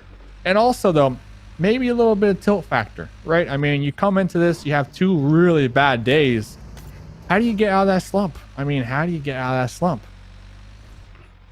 I mean, there was some kind of internal team struggle going on there, because from what I recall, I just remember seeing No Limits constantly running a 3-man almost the entire tournament, like sporadically, just at half the games, 3. And it could be due to different reasons. Maybe you had some players that had other real life work obligations or things going on, which does happen. And at the same time, though, it's tough. It's tough. It's a part of the game of esports. And unfortunately, if that's the setup that you have to deal with, you're going to have to overcome it. And it just looks like it would just happen to be a little bit too much for No Limits in this particular split. But hopefully we'll see this team, group up, figure things out, and use this experience to come back stronger in the fall split coming up around the corner. You ever heard the term "too much sauce"? That might too much sauce. Oh, too much sauce. Too much sauce here. Zoloy. So we're gonna be checking in team night target. Zol up here on the high ground in the cliffs, trying to take some shots, trying to get that spray down onto Hate Gaming EU. Hate Gaming EU. One thing I know, if I'm on the team, I'm gonna be staying so far away from Octavian. That guy, you do not want to get into another fight with him, because he might just wipe you out here. And this is interesting. I believe Shifu, maybe a tire pop over here. Not exactly sure, That's going to be affecting their time, right? We always talk about time. Time is never on the side of the players. And I saw the duo ahead of them still continuing to go on without waiting. So they need to be really careful not to crash a compound with only 2. Scrimfarms is getting over here at El Chapo. And El Chapo is completely split up. LakoNostra Power running a 3-man as well. Like, if you get a knock on any one of these teams, if you've at least watched or done any research at all, like, you have to full send it. Like, you got to full send it 100%. Oh, he got headshot. He got headshot. Yeah, if I'm Scrimfarms and I seen this man pushed up on his lonesome, that's a point. That's a free point right there. You got to go take that. And you need him if you're Scrimfarms. 6th place, 121 points is currently where Scrimfarms are sitting. GSG in that 4th place with 130. So Scrimfarm, you already know they are looking up to Clown. Honestly, they are looking up to Clown because Clown has been the hard carry throughout the tournament. Now, the whole team definitely has been putting in the work, but when it comes to top fraggers, you know, on an individual skill level, Clown definitely stands out amongst the others. But hey, they're there. I mean, 2 more games to go. All they need to do is make sure not to throw it, make sure not to get taken out early on where you get 0 points, right? So if I am Team Night Target, 5th place, if I am Scrimfarm, 6th place, I'm looking for at least bare minimum top 4. Top 4 will get you 8 points alone. And I'm going to be honest, if I'm any of the teams above Scrimfarm, I'm worried. Like, you have to be worried because you saw in the league stage that Scrimfarm has the ability to have an insane pop-off match, even in the last game. They proved that. With that last match, they got them to here, to this space here. So you definitely that's something that you have to worry about. So right now, if you're Daos Legion, Panda, GSG Europe, you need to have a good game. You have to have a good game here if you want to be able to feel a little bit of relief going into the last match, because this is going to be a nail biter throughout the whole way as this next zone does pop on up. Teams are starting to get close to each other, and I think we're going to start seeing an action in the next zone. But we may catch some people getting caught out on rotation, and guess who it is, Dave? It's going to be Rich from Daos Legion. Rich. The man has no luck driving. No luck driving, you poor guy. They told me. Yeah, they told me we got to take his license away. Revoke it. Out of the drive. I think they might have lost it yesterday on that boulder. Not going to lie. They might have lost Daos is in trouble. That boulder. Daos currently Daos is in big trouble. 2nd place. They cannot afford to get taken out here. They don't have that many points keeping them afloat. And this is going to be Hate Gaming looking for that drive-by. They're going to be surrounding them from 2 angles, multiple angles here, trying to get that sandwich action. I want to see some mollies. Whoa, I don't know about this one, though. Driving the bus right through the vehicle explosion. What?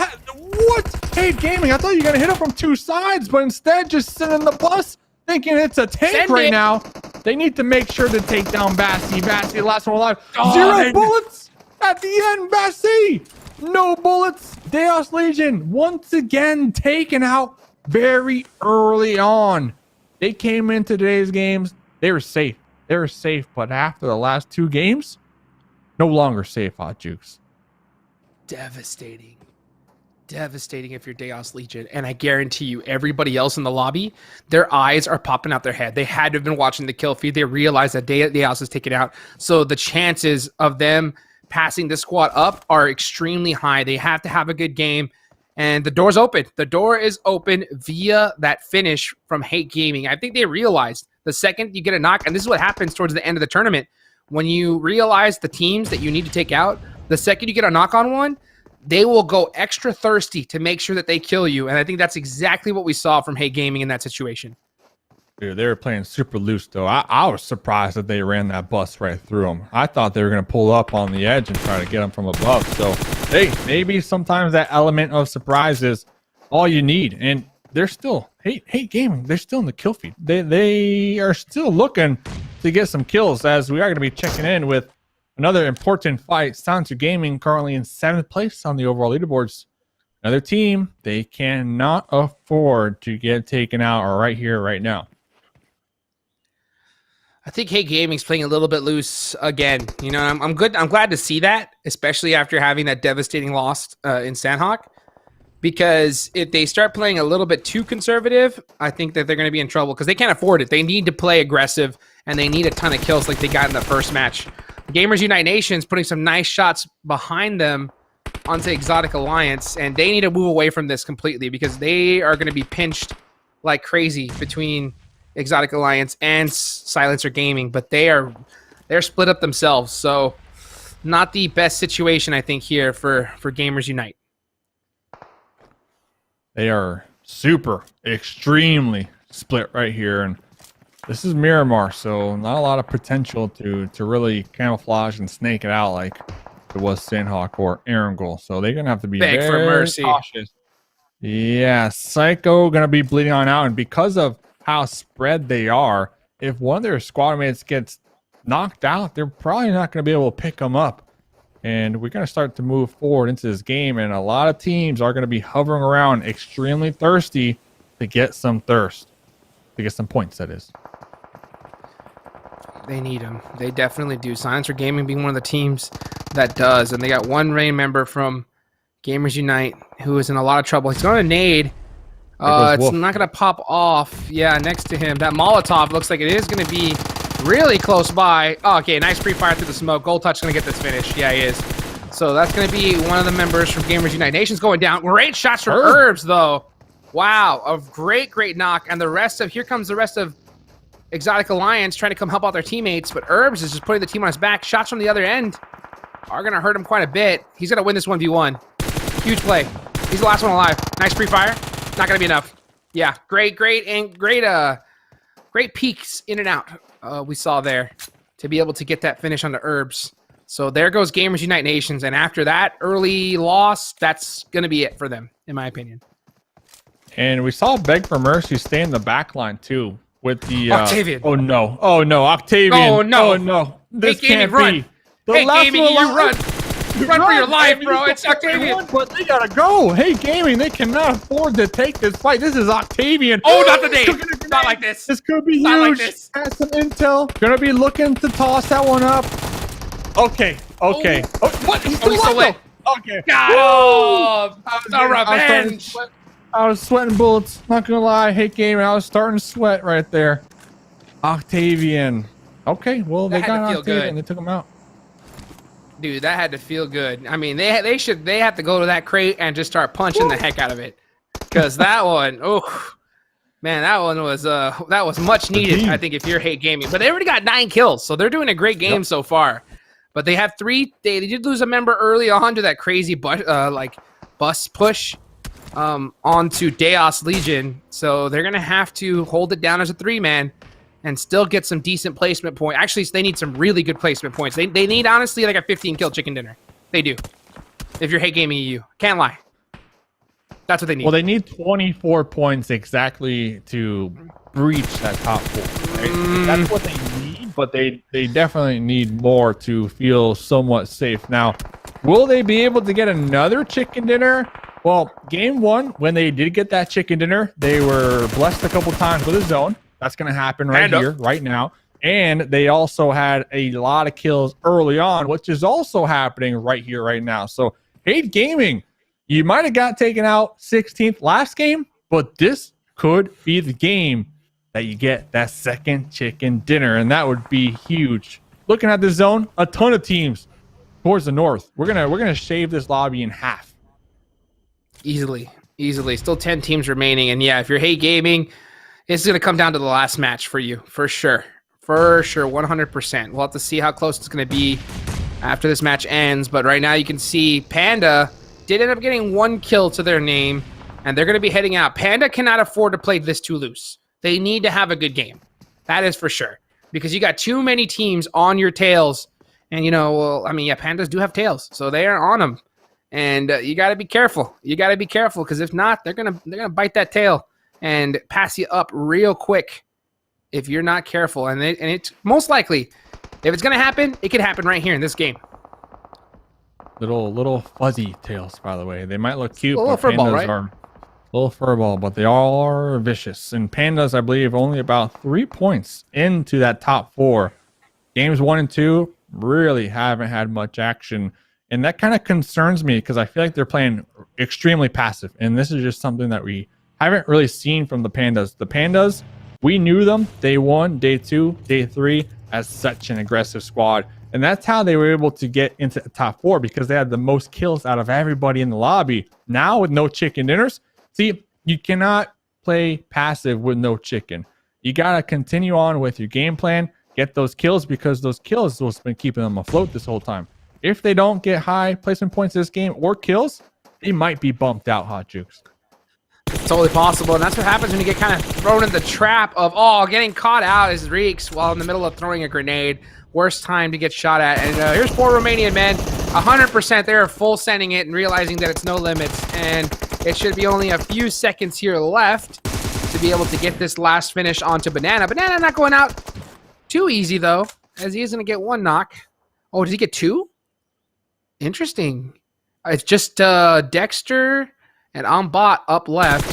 Here's the shot, though. That's going to be it. Yeah. So nice finish for Romanian men in that situation. Next zone's about to close onto these teams. But like you mentioned, man, Panda gotta have a good game. Gotta have a good game here if they want to hold on to that top 4. Yeah, and a good game could just be 5 kills, right? I mean, it's not going to take much. They just need a couple points to keep them in a solid position. Because, ladies and gentlemen, there's only one more game after this, and the scoreboard is awfully tight. If you are everybody except for Romanian men. Silencer Gaming, Nasty, one of the star players from the squad. Ooh, taken out against Nightmare, and I believe Silencer are only going to have 1 up too after that push. Next zone goes up. Scrimfarms. Scrimfarms. Yep. Scrimfarms, they always have 4 up in the late game. This is something that I see time and time again. They're so good at just making sure to keep everybody alive, Hot Jukes.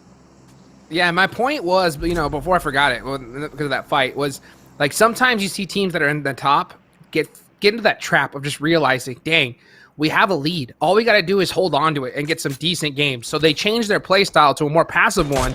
And unfortunately, just by doing that, they end up throwing. They end up getting caught early because they're just so not used to playing that. So I think you got to continue to play the game that got you here in the first place, and don't change things up too much, because if not, you could definitely end up paying for it. And right now, Scrimfarms, they're in a big potential position to possibly start moving some of these teams out of the top 4, because I definitely see them getting a lot of points in this game. Yeah. I mean, Scrimfarms, this is your game. You got the zone. You're going to be able to edge, gatekeep a couple squads, but really, this is it. This is what we were talking about. The Pandas, they're going to be trying to make the breach with Nacho. Nacho with that grenade. Now, Nacho is going to be somewhat separated from their squad, and I think you just got to count your blessings, Nacho. Yeah, pull back. You don't want to get ultra aggressive. Looks like they are going to be able to get the pickup onto GK first, and Nacho able to pull back and just kind of set up for this fight that is bound to happen. Nacho separated from his team, bro. That's the strat. I mean, they always seem to be pushing 3-1 with Nacho, right? I was like, they always seem to be pushing 3-1 with Nacho on a crazy off angle, and we've definitely seen it pay off a couple times, but also them regret it. Nacho tried to make a crazy angle on top of that building, not able to really find it. Those parkour skills need to get brushed up on a little bit. Panda is still in this fight. Caster with this off angle. He could definitely play spoiler. Has to be really careful, though, not to get caught out of position. There he goes with the shots, and he's going to put some big ones on down range, but he did give away his position there. And Panda, as it looks like Linia, is able to get a nice knock onto Nacho. The rest of the team needs to come and help support them really quick. Caster on this off angle. Yiz with the nade locked and loaded. Going to be throwing it right on top of him. Very close. A little bit too far. But the blue zone now is starting to press all of them. Next zone is about to go up here in the next few seconds. And if they just hard shift off of them, they need to change their plan. And they need to get moving. Yeah, and Rexpect, they always love going for these plays where they kind of try to wrap around the enemy. But it's on them. They always send a solo. They always send a solo. So it ends up being like a 2-1. It ends up being a 3-1.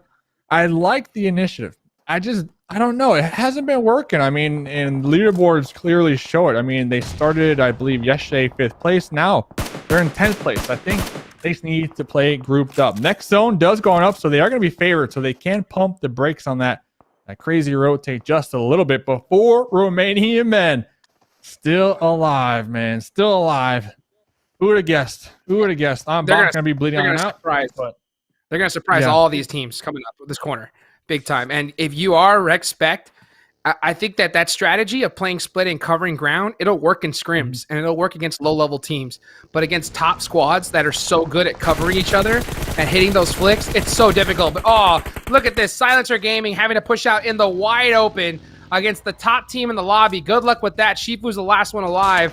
And he's going to be laying down by that bug. It's about to explode in the next couple seconds. Oh, I mean, talk about Pitch City. Population U. There goes Silencer Gaming out in 5th place. Yeah, so Scrimfarms still all up at the other end of the circle. But look at all these squads here on the other side. Man, it's going to be a Minas General. It's a party over here. If Scrimfarms can get this next zone, it's going to be huge. They got a couple vehicles to work with as well, as 3 squads are going to be right now on that east side. And I can only imagine if I'm in this lobby and I see 4 Romanian men still alive popping off, I'm going to be like, I'm going to start shaking my boots. I'm not going to lie. Because this squad, they have nothing to lose right now and everything to just gain, honestly. Because they can make whatever type of crazy play they want to do. And if it works, it works. If it doesn't work, it doesn't work. So we need to pay attention to them. They got 4 up. They're in a really solid position, especially if this next zone does shift and not favor these compounds. They could just sit up here and just have an all-out firing range. I'm not going to lie. If I was on the 4 Romanian Men team, I'm gunning for Panda. I have to admit it. 100%. Because this is the top killing team in the lobby. If you don't want a team, if you want to have your best chances in the PMPL, I don't think you want to deal with Panda. Because, I mean, this is a squad that's played very, very well. And you know that they're only going to get better if they move on to the next round. So if you're for Romanian Men and you're very strategic, I think that would be the play. At the same time, though, good luck. Because this is the top killing team in the lobby. You know, at least as of right now. So we'll see if they're going to be able to hold on. This is already a great finish for Panda. Being in the position that they're in a top 4 situation, it's going to be really good. Scrimfarm get the zone, though. Wow. So this could be a massive game for Scrimfarms. Yep, that's huge.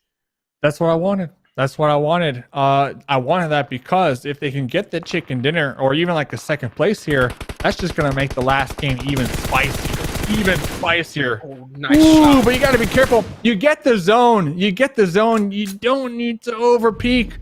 You just don't. You just don't. Let these teams on that east side fight it out. Panda looking to reposition. Yeah, I think they thought they had cover. Just Sushi had a really disgusting angle and was able to get those shots. And that's going to help, especially that knock at that time. It's going to allow teams to really press up on them. And they're throwing very defensive smokes. Scrimfarms are really in a lot of trouble here because with those kind of smokes, that's going to allow teams to push on them. So they really need to kind of almost stand up and put pressure with shots. But now they're just, every single team is just focusing right onto Scrimfarms. So much pressure from all angles. Ooh. They need to shut that pressure down with bullets. They need to shut it down. That's a fact. Rexpect Caster going to be pulling up. Wasn't a prime opportunity to backstab for Romanian Men, but was pushed up by themselves. And those smokes, you called it, those smokes, it allowed Panda to close the gap. And Panda are right on top of the Scrim Farm. And 2 members already down. There goes the 3rd Scrim Farms. They need to defend. This is a huge game Scrim for Farm in so much trouble. That's a huge knock. That's a huge knock, and they're going to be able to get the 3rd, so those are going to be some extra points. Scrimfarm are still into this, though. 3 teams remaining. 4 Romanian Men ended up getting a very good angle. Oh, very beautiful shot from Onbot with that Mini 14. That's going to be really nice. So now here it is, top 2 situation. Full squad of 4 Romanian Men with nothing to lose. They have the grenades. Oh, Scrimfarms are done. Scrimfarm's done. There's no way Scrimfarm win this. It's gonna be it'll take a Christmas miracle. His name? Oh, just a little short. Can they at least steal a point though away? Can they at least get 1 point more? No, they're not. That's gonna be it. That is gonna be it. That nade is gonna finish things off for Romanian Men, winning match number 3. I mean, 6 kills for Scrimfarm plus the 2nd place finish gets you 12. That's solid. That is solid. But I like how you pointed out those smokes. You know, Scrimfarms, they were trying to use those smokes to create soft cover. But the thing is, I would have tossed it out a little further if they were going to do it. They tossed it right on top of themselves. And Panda, they took full advantage. I mean, talk about a team really playing with their head on a swivel. They saw those smokes. They knew there was a team in that spot. They kept one of their squad mates behind for that cover fire, and they just sent 3 straight for him. And then next thing you know, the smokes, if you're Scrim Farm, the smokes are gone.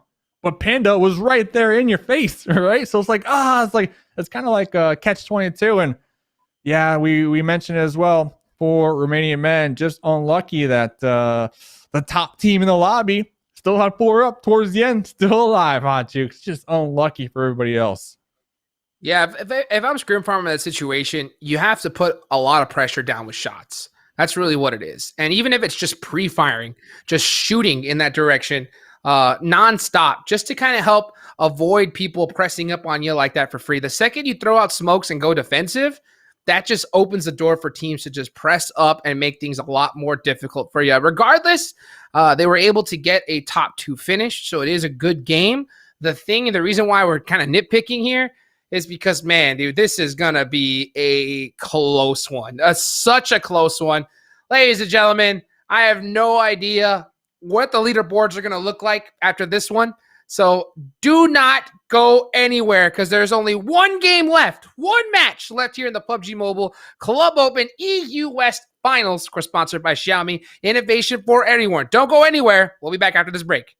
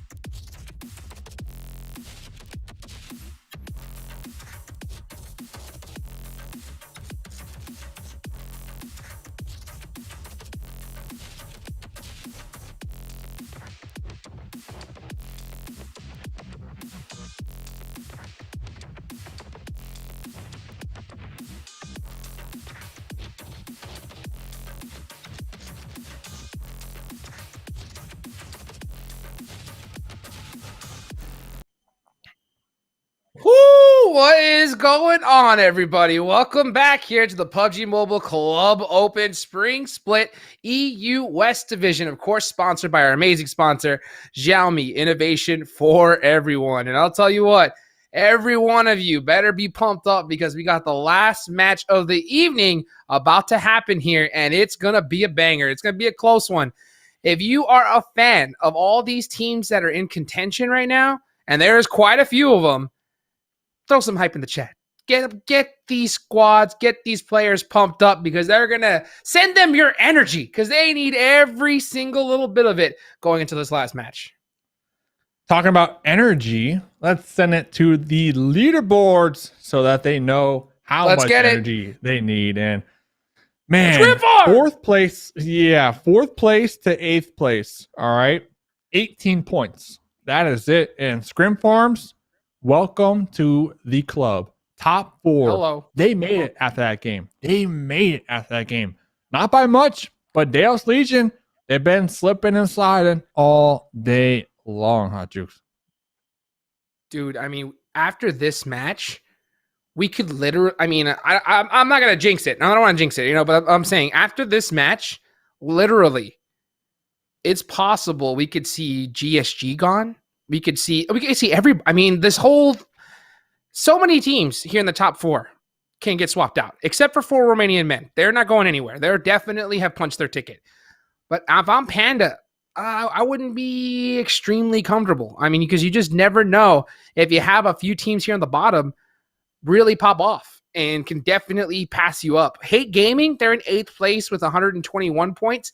Need a chicken dinner here. Need a chicken dinner with a lot of kills, just like they did in match number 1. I can only imagine where they would be if they didn't lose that Sanhok game. There's just so many storylines, so many things to follow here. Top 4, that's what the name of the game is. And to be honest, so many teams can definitely get it. Even Silencer Gaming. I already know who's going to win because they promised me a chicken dinner today, and there's only one more game to go.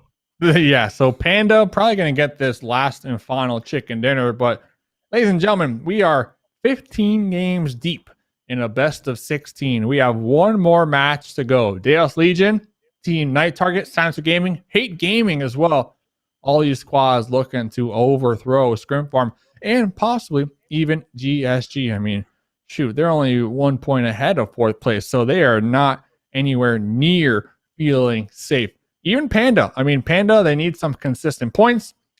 I mean, they're going to get that chicken dinner, so they should feel pretty good. But I wouldn't say anybody's safe when we look at the 2nd, 3rd, and 4th place. The points are really close together, really tight on that left side of the leaderboard. Now, the real question, besides that, because that's why everybody's watching, of course, but the question for me that I've kind of been trying to paint the picture all day long, those teams on the right side of the leaderboard.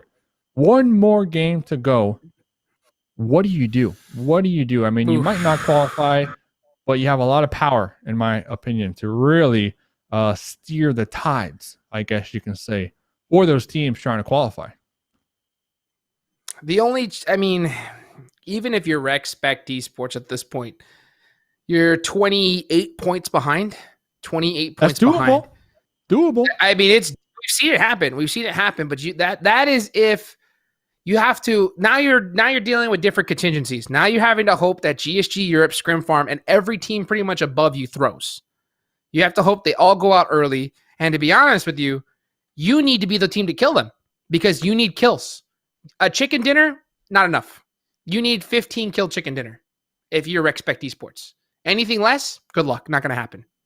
In my opinion. Definitely not. So It's possible. It is possible. Is it likely? I don't know. So I don't want to see them give up, though. I want to see them come and bring in the heat towards the last game. Every other team, if your gamers are like, even no hate, oh, man, I think it's over, to be honest. I think it's over. I want to see them play with the passion and trying to go for it. But guess what? If they do play like that, that is going to disrupt the lobby like crazy. Because all these teams, if they've done basic addition, they will understand that they need a 15 kill chicken dinner minimum. And in order to get that, Dave, you ain't going to get that by playing passive. And when you have so many teams playing like that, kills are going to go down like crazy. And that's going to eliminate a lot of teams' chances. So I don't know.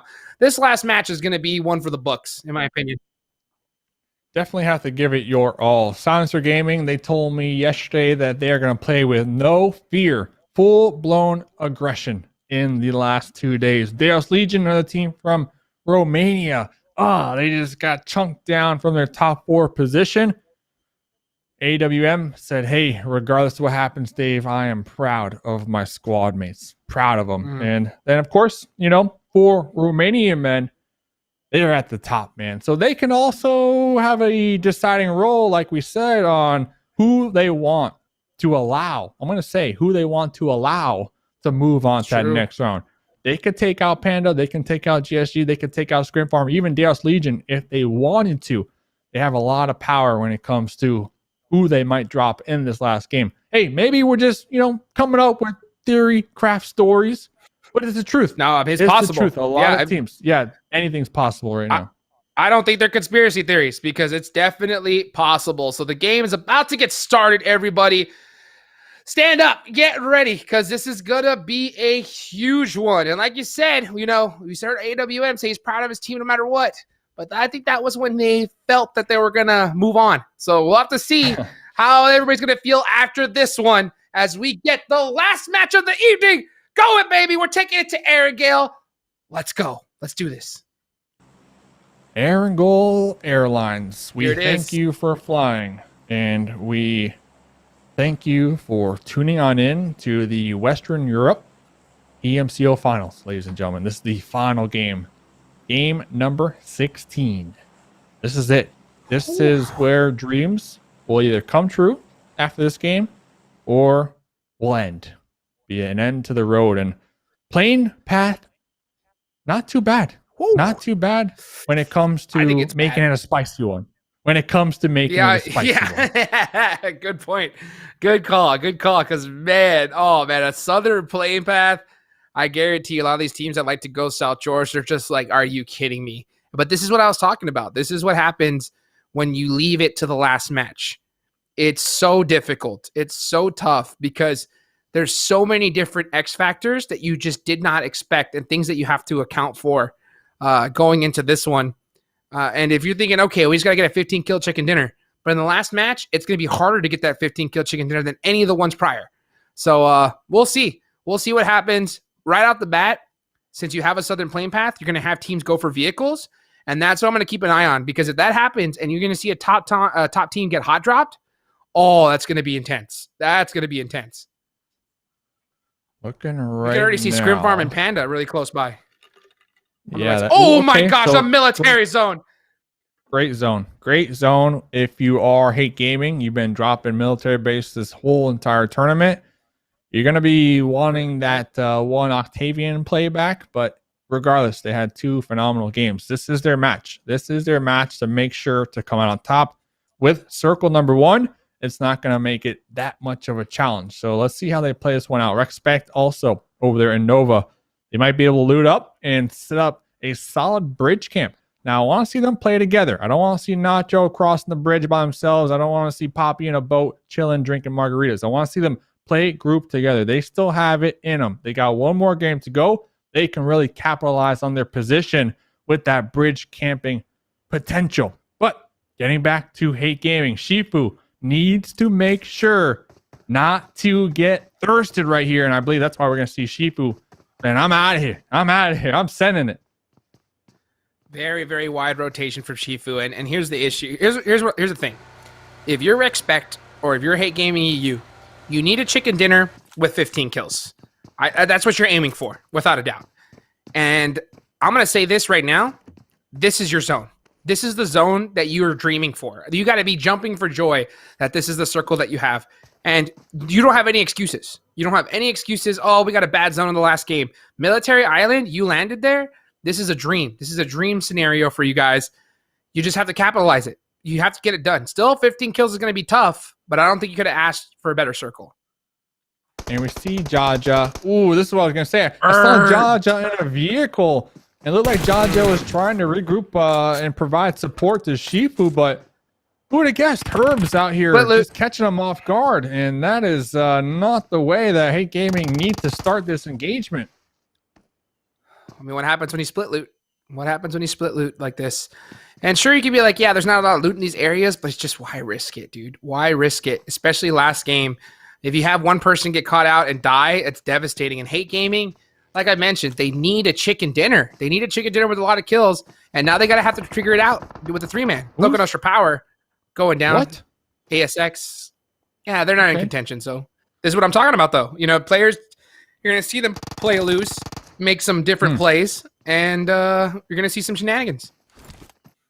Oh, he needs to steal this kill. That's some shenanigans. Looking to catch Herbs. ASX just no, Herbs sees nowhere. Herbs. Oh, never mind. Okay, spotted. I mean, that dossier kind of a giveaway. So Shifu still bleeding on over here. The revive is potential. The potential is there, but with every second that goes by, Hate Gaming are just watching their final game, their final chance to qualify. They're just watching it slip through their fingers here, as now they're down to just a duo. I mean, it's tough because they need the dinner, and sure, they may be able to get it as a duo, you know, by snaking in their way, but they don't need just the dinner. They need kills too. Rexpect's in the same position. There's a lot of teams in the same position. Oh, guess what? No Limits and Uncalled For are battling it out in early game. I have never seen this happen before, Dave. Have you? First time for everything here. Nikolai going to be bleeding on out. Rex trying to get behind that boulder. And got some interesting plays happening right here. It looked like they had a little 1v1 when it comes to those grenades. Both sides, they are going to have time to reset. But it looks like Nikolai was able to get picked up. So, the magnets. The magnets for the bottom of the barrel. There's only so much room down here. Let's see. No Limits. They currently have 41 points. Ooh. Oh, this is a big fight, though. Big one. This is a big fight. Silencer Gaming. Huge. They need to win this one. Nasty hitting the dirt right there. Oh, but the DP from Sands. Taking him out. Needs the help from his team. Oh, and Sands with this DP. And he's going to go for the finishes, which is so devastating if you are Silencer Gaming. So a lot of teams here getting taken out early that had shots. Silencer Gaming had a huge shot going into this. It's not over yet. They still have a couple members left, but Entropiq straight up denying them. And Entropiq, to be honest, no chance. There's just no chance they're going to make it. Yeah, none. Silencer Gaming had an amazing They need like 20, 30 kills. Yeah. Yeah, I don't know if that's happening. Silencer Gaming had an amazing day too. Yesterday, kind of just coasting, you know, playing consistent, making sure that they are going to be on the left side of the leaderboard. 122 points is what they had this game. They were definitely there. They were definitely there. Spike strip? Okay, Mooney, about damn time. Yes. Talk about, don't die, though. Don't die. Talk about the bridge camp. The bridge camp laying down the traps. Laying down 2 traps. Entropiq, where have you been? Finally going for some next level plays, as hopefully backfired and popped their own tires right there. But listen, Rexpect Esports, come on, let them be. I want to see this play out. Please, let Entropiq. But I want to see it play out. But what is Rexpect doing? Like, what are they doing, to be honest? Why are they 2-2 split? Letting it play out. Like, but they need a chicken dinner, and they need a ridiculous amount of kills, and they're playing passive and splitting like that. I don't understand it. Like, now they're starting to suppress up on the Entropiq. Nacho under the Nacho and being under the bridge. This guy is literally lives there. That's my spot. That is literally his spot, man. I mean, Nacho does his best work underneath the bridge. Cannot lie. The dude gets like +10 aim assist when he goes underneath the bridge because he's insane there. And now they're going to pick apart Entropiq. So this is a good start. Now that they're able to get this finish, and now they dominate this position, 4 kills, really good, really good. And now you have a couple spikes, strips set up on this area just for you. That's gonna make things interesting if you're Rexpect. Rexpect are still in the game.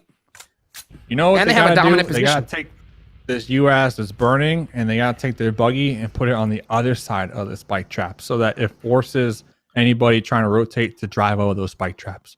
There you go. That's the play. That's how Rexpect. That's how they make it to PMPL. I'm telling you right now. And look who it is. The Scrimfarms. The problem is that you can, if you have a buggy or a dossier, you can turn right and drive underneath. Oh, LakoNostra power, GG. You can drive underneath the guardrail, so you don't have to go straight through the bridge. You can just go, drive right, go underneath the guardrail, and that's what a lot of pros do. But still, if a UAS comes through there, that thing's hitting them spike strips every single time. It's a GG. It's a GG. Hey, I'm just trying to make it spicier right over here, man. I'm trying to eat my spicy meatballs. It's right. It's right. But guess what? It could be use it. It could be a GG for GSG if they don't get across this bridge, most likely. Where's the next zone going to go? Is it going to go back up north? That'd be toxic. No, it's going to go to the right. So, Rexpect, hello. This is your game. Scrimfarms in a good Scrimfarm in a good position. You see look at all the botates we're seeing here. Botates from No Limits, Exotic Alliance, from a lot of squads. So it's gonna be interesting. Oh, but look up top, Dave. Look how many teams look at the teams that are coming in late. Yeah. Panda, one of those squads. And Daos Legion. And GSG are on the north side. That's bad. Daos Legion, they are in 5th place, though. They have 4 up, and I believe they're going to be playing this one a little slower, maybe playing that edge strat.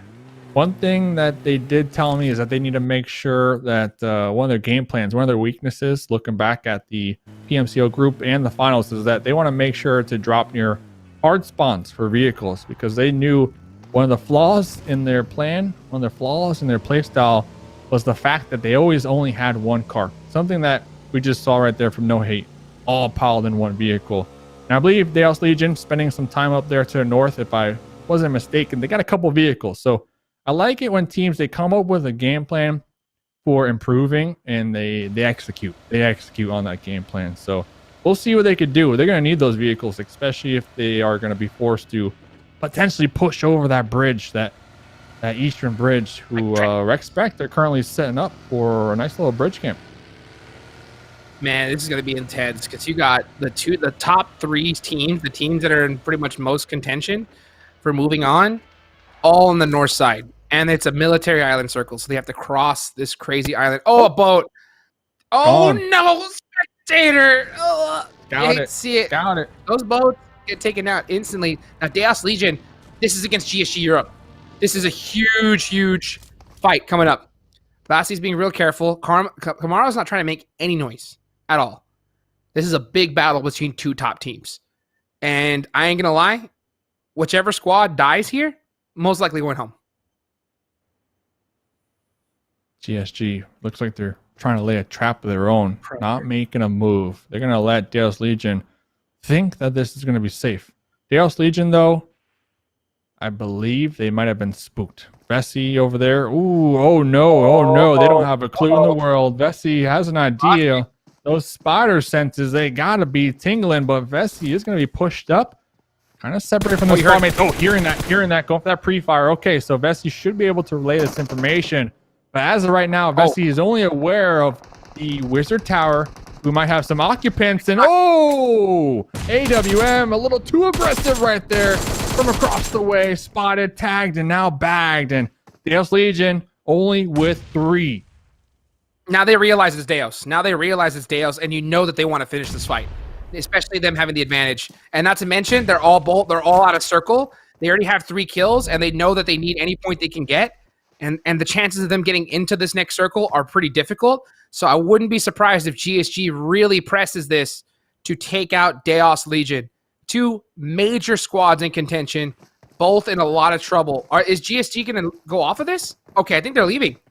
I think they realize, hey, you know what? We can't afford to even get these kills and go out early. We need to get a good placement. Let's move on to this next zone. And this next circle is going to head right into the hands of Hate Gaming EU and Rexpect Esports. Oh, look at this, Levi. EP shots on Rich.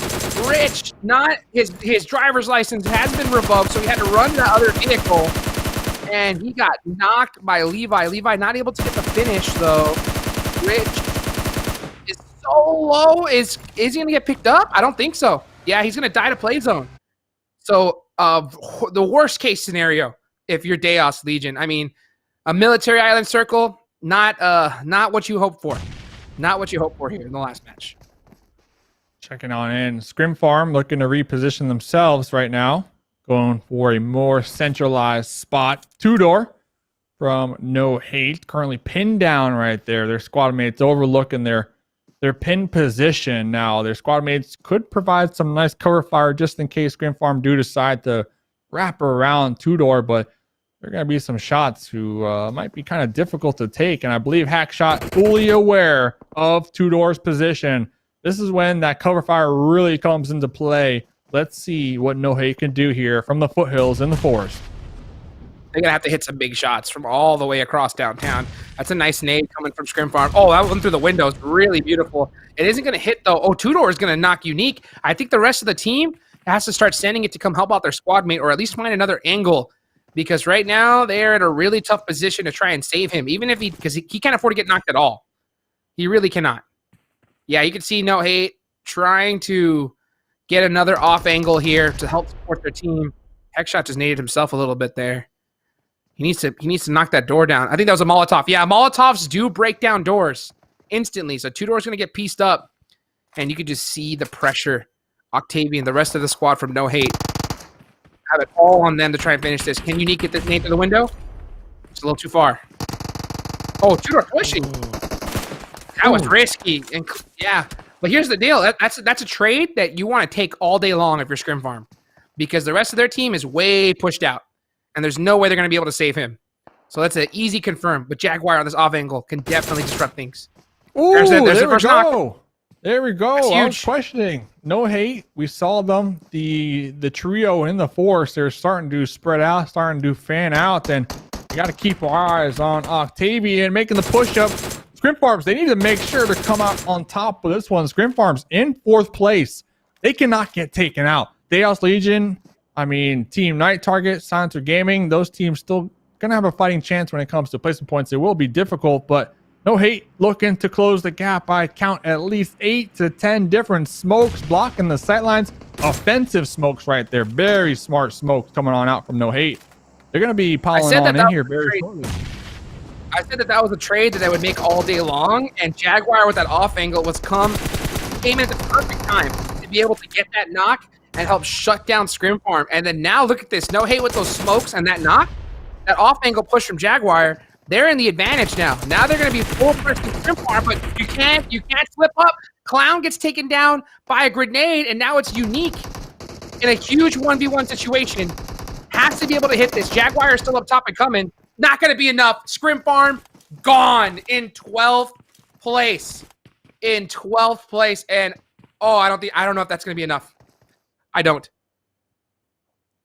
12th place gets you only 1 placement point. So, honestly, my eyes are on all those teams beneath them. All those teams. And this is one of them. Silencer Gaming. Okay, so that's good. If you're Scrimfarm, you want Silencer Gaming to get taken out. If you are Scrimfarm, you want 4 Romanian Men to be popping off and soaking up all those points at the top. So Scrimfarm, 139 points. That's what they had coming into this game.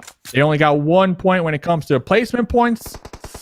It's going to be a close one. It is going to be a close one, but all I know is they are watching right now. They are watching the kill feed, and they're keeping tally of all those teams beneath them, because that is honestly what they need to be paying attention to. Rexpect, one of the teams looking for a huge game. If they get a bunch of kills, I believe you counted like 15 kills in that chicken dinner, they just might be able to make it, as we are going to be checking on in with Zombie, able to get the final blow. 5 kills so far onto Exotic Alliance.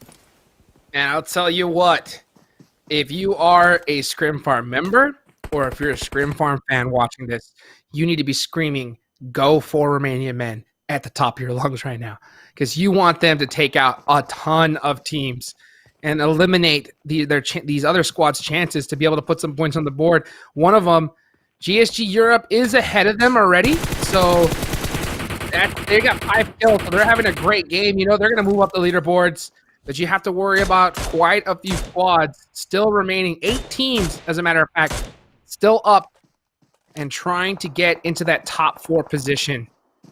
26 players alive. Oh, still a ton of points available to be had.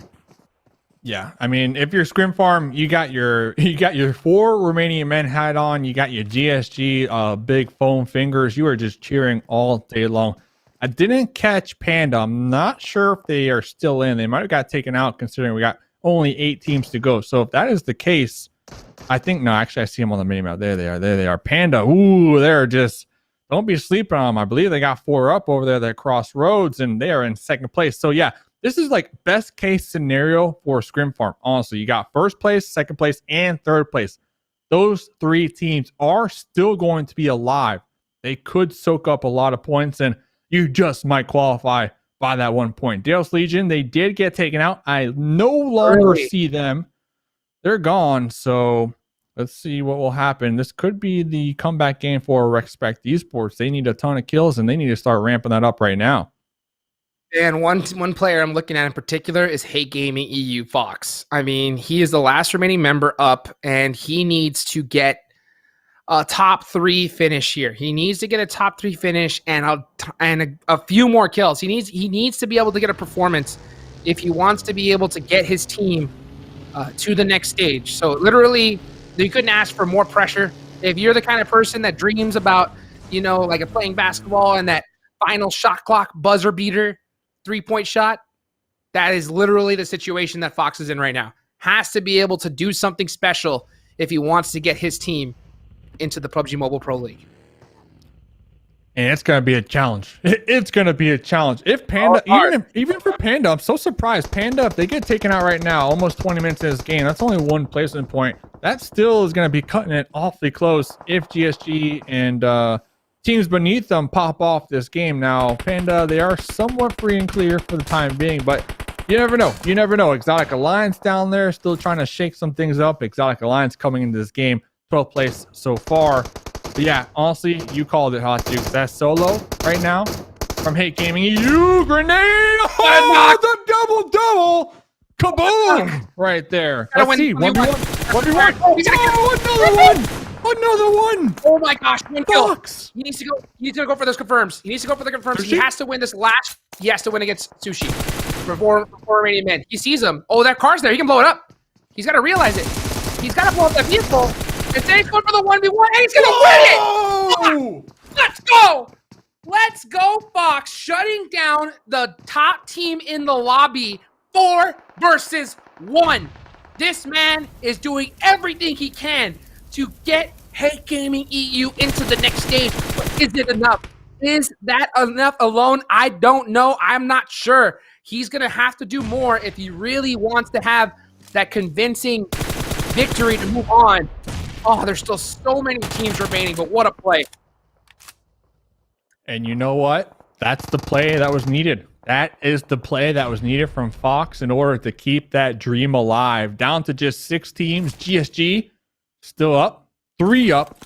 They are currently in 3rd place coming in this match as well. So playing the edge. Looks like they're trying to take out Exotic Alliance. But if I'm Fox, if I start to hear those gunshots from GSG and I start to see the kill feed kind of pop off, if I'm Fox, I'm going to be popping out and I'm going to be trying to do everything in my power to steal these kills. That is exactly what they need to do. Let's see. Only time will tell. Here's the problem, though. Oh, the zone went off of Fox. Unlucky. The worst, the unluckiest thing ever. But at the same time, I mean, the thing is that they're 18 kills down. They were 18 points down prior into this game. And Fox needs to literally, by himself, run across the entire map. Literally the worst circle that he could have possibly gotten. After such a huge play, that's got to take all the air out of him. So he's got to play full-on sneak mode and try to catch some team slipping and make another play like he just did if he wants to get his team to the next stage.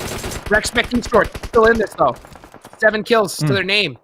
They need to kill the rest of the lobby, though. They need to kill the rest of the lobby if they want to make it. I think I saw Fox in the top right corner take a couple shots as well. I think I saw Fox try to take a couple shots at Rexpect and both Pandas.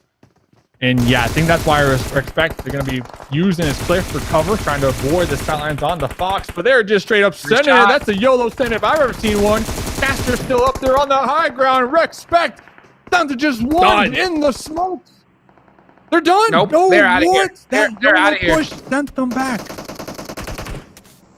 So that's it for Rexpect Esports. They're out of it. Now we're going to look at No Hate. No Hate are in a good position here. They were really far down in the leaderboards, if I remember. Woo! Yeah, they were 10th place. Oh, Fox. Still alive? Not like this, Fox. Still so low, but here comes the blue, Dave. Here comes the blue, and it's zone 6. He can't even touch it. I don't know how much health he has left. He's going to have some health kits, so he's going to get back up. But look at all the teams he has to get across, and he has to run out in the open. No vehicle to his name. So many teams just looking to get points and secure this and get it done. Panda trying to make Dave proud, trying to get the last chicken dinner of the day. Are they going to be able to do it? They're in a decent spot. Oh, and all eyes are on Fox. The worst case scenario when you're the last player up and have to make a huge play. Honestly, worst case scenario, was able to get that heal off. Best case scenario is if No Hate. Oh, Fox is dead.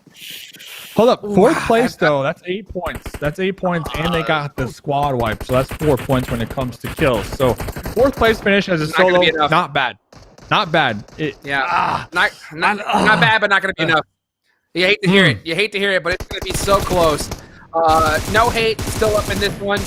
Exotic Alliance still in the game, barely hanging on for their life. Panda, a team that was already in pretty good place prior to this. They were in second, so they're sitting pretty. Now that they've got a top 3 finish, I think that's their ticket pushed on.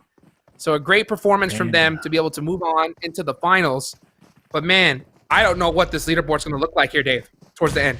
It's going to be so Zombie close. Is so good at just getting placement points. I mean, Zombie finally tagged and taken out right there. Pandas, they promised me a winner chicken dinner here today. They have no wins so far in the PMCO Finals. They are focusing heavily on Zombie. I believe they were finally able to take him out. Oh no, that kill was stolen from Tudor. Now, if you are Pandas, there's 2 other teams alive. Thanks for mercy right between you. Done. It's going to be a good old-fashioned 4v4 to end off the last and final map of PMCO Finals. I think you're wrong, Dave. I think it is a 4v5 because No Hate, they have Papa Blue on their side. They got the zone, and now Panda have to push into them against this blue zone. You can see them trying to send it. Yiz is going in that buggy, trying to get that off angle. He's going to get into it.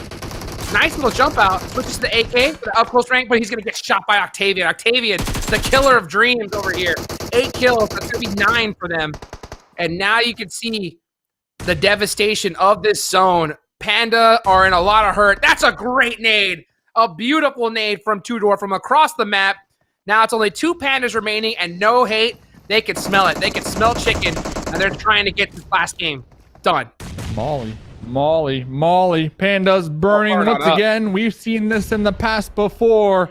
2 Pandas down. This is a 2v4. Octavian feeling mighty fine, especially after their performances here today. 2 Pandas crawling, using these vehicles as cover.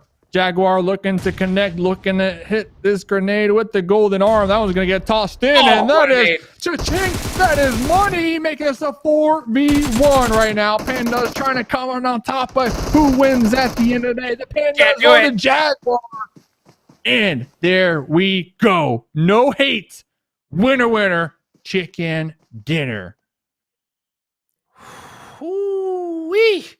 What a finish. No Hate. Prior to this, we're in 10th place, 110 points.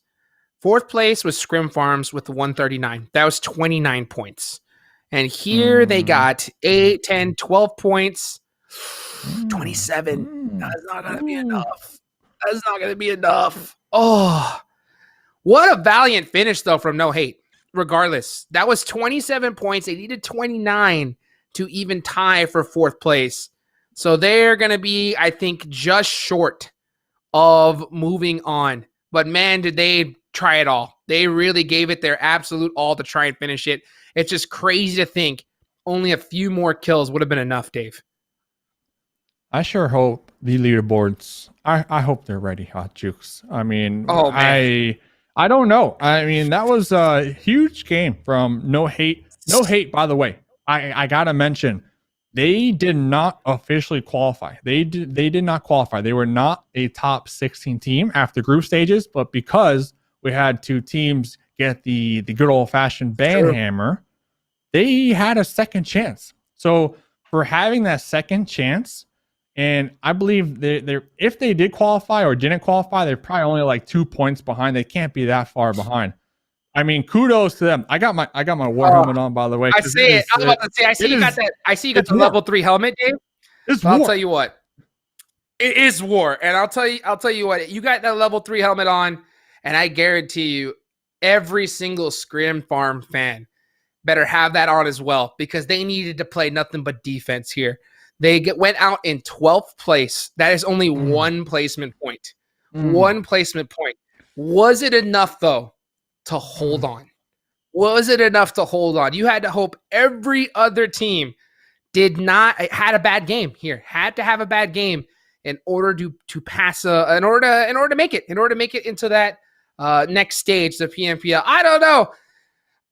This is one of the closest tournaments I think I have seen in quite a long while here. So I mean, but it's crazy how it always seems to be down to the wire, Dave. Always seems to be the last few points, and this is what we've been talking about since the start. How much every single kill matters, every single one, and I think we're gonna definitely see here in the leaderboards just how close it was. Bring it up, baby. I think it's time. Here it is time, ladies and gentlemen. Hell on! Oh my goodness! They did it. They did it. And Scrimfarms, no by hate. the way, 137. Wow, they shot up big time right there. They shot up big time. I mean, a round of applause. Honestly, Scrimfarms. This is another team. They took that last day of group stage and they popped off and they qualified. Right? They came down to the last day, I believe the last 2 games, if I'm not mistaken. And they went that last day from like 20th position, not qualifying. And I believe they finished their group stages in 7th. I mean, such a huge improvement. For Romanian men, 200 points, baby. 200 points, baby. 4 chicken dinners. I mean, breaking the ceiling. I mean, what a performance. What a performance from this squad. 4 chicken dinners, the only team to break 200 points. Panda right behind them, officially tying with 4 Romanian men in the amount of kills. 82 kill points in total among these two teams. I mean, this one was down to the end of it. GSG Europe, I know for a fact the chat has to be going nuts, because out of all these teams, I think GSG had by far the most support in the YouTube chat. So they got to be hyped. Scrimfarm in 4th place. You know, they are going bananas, because I can only imagine the roller coaster of emotions that this team went through, especially going out in 12th place there, where all they needed was a few points. Being able to hold on, oh man, that's got to be a huge, huge relief. And no hate, especially after that last game, dude, 3 points. 3 points. And if they would have gotten those 3 kills, Dave, that would have been it. That would have been it. Unfortunately, just came up just a little short. I'm so surprised to see Daos Legion getting knocked out as well. So really unfortunate for a lot of these teams here, because ton of potential, did really, really good. But at the end of the day, can only take 4 teams into the Pro League. That is true. I mean, there's a lot of what if, could have. So, you know, what if we did this? What would have happened then? You know, 1 points, all these kills, they add up over time. Daos Legion so close, coming down to that last and final game. They pull up onto GSG on that Western Bridge, and they crumble. You know, they got picked apart right there, caught off guard. Team Night Target. This is a team, though, looking back at the group stages, huge improvements. So honestly, give yourselves a pat on the back. Your team, you showed up and you really performed. Hate Gaming EU. That's a surprise in my book. I had them in my top 4. I mean, for good reason, right? I mean, they had 86 kills in the group stages, but then when we get to the PMCO Finals, They had a rough day 1 and 2, and they just weren't able to play catch up. They were not able. They were so close too, so many times. They had 33 points one game today. 33 points. I mean, a chicken dinner, 79 kills. Points. Third most kills out of all the lobby, but only 56 placement points. That's what really crushed them. And the crazy part, Dave, is out of all the woulda, coulda, shouldas we could possibly play, you want to know the biggest one in my eyes? Tell me. It starts with an O and ends with a Octavian, you know? Because I'll tell you what. Octavian, bro. That's Sanhok. I mean, they're literally 6 points. If they wouldn't have gone down to Octavian right there, that would have been 4 points. And then all they would have needed is one more kill and one placement point, and they would have been moved on. And the crazy part is that Octavian is a part of No Hate. And since they are a part of No Hate stole so many kills in this last match to try and make it into the end. And just barely got bounced out. So No Hate, man, dude, I think a lot of teams are going to feel hate because this squad really disrupted this lobby and almost made it towards the end. Just came up literally just 4 points short. Just 4 points short. And honestly, I think we're going to see more of these players, Octavian, like you said, and we talk about it all the time. Like, okay, you might not qualify, but make sure that you really, have those pop-off games. And, it's a team game, but you also got to be thinking about yourself sometimes in your personal career. I think with that clutch today that we saw from Octavian, we might see them picked up because remember, PMPL teams, they are going to be looking for those additional members. They are going to be looking for those squad mates to just fine tune the team as we get to a more longer form of a tournament. Not to mention, I believe every single team is required to have 5 players, have that one bench player. So I wouldn't be surprised if we see a couple of these players who did not qualify make it still at the end of the day. But huge congrats because PMPL, that's going to start here very shortly. I mean, 2021, we have a total prize pool of 14 million USD. I don't know if these teams understand what they just accomplished because, they're feeling probably hype right now, right? Probably super hype. But when it sets in, when it settles down, like now is when the real business starts, in my opinion. Now is where you really got to come together and just fine tune everything because now there's a ton of money on the line, Hot Jukes. This is the big leagues. They made it to the big leagues. They made it. I was just about to say, on behalf of myself, Dave, and pretty much everybody member of the PUBG Mobile Esports community, for Romanian Men, Panda, GSG Europe, and Scrimfarms, welcome to the big leagues, baby. You're going to be moving on to the PUBG Mobile Pro League. So everybody watching, get some hype in the chat. A big thank you to everybody that participated in this. Hit that like button, hit that subscribe button. Make sure you follow all the socials. And of course, a huge, massive thank you to our sponsor, Xiaomi, innovation for everyone, for making this all possible. That's going to be it here for the PMCO EU West Spring Split Finals. I'm Hot Jukes here with Mustache Dave. We'll catch you on the next one. Take it easy.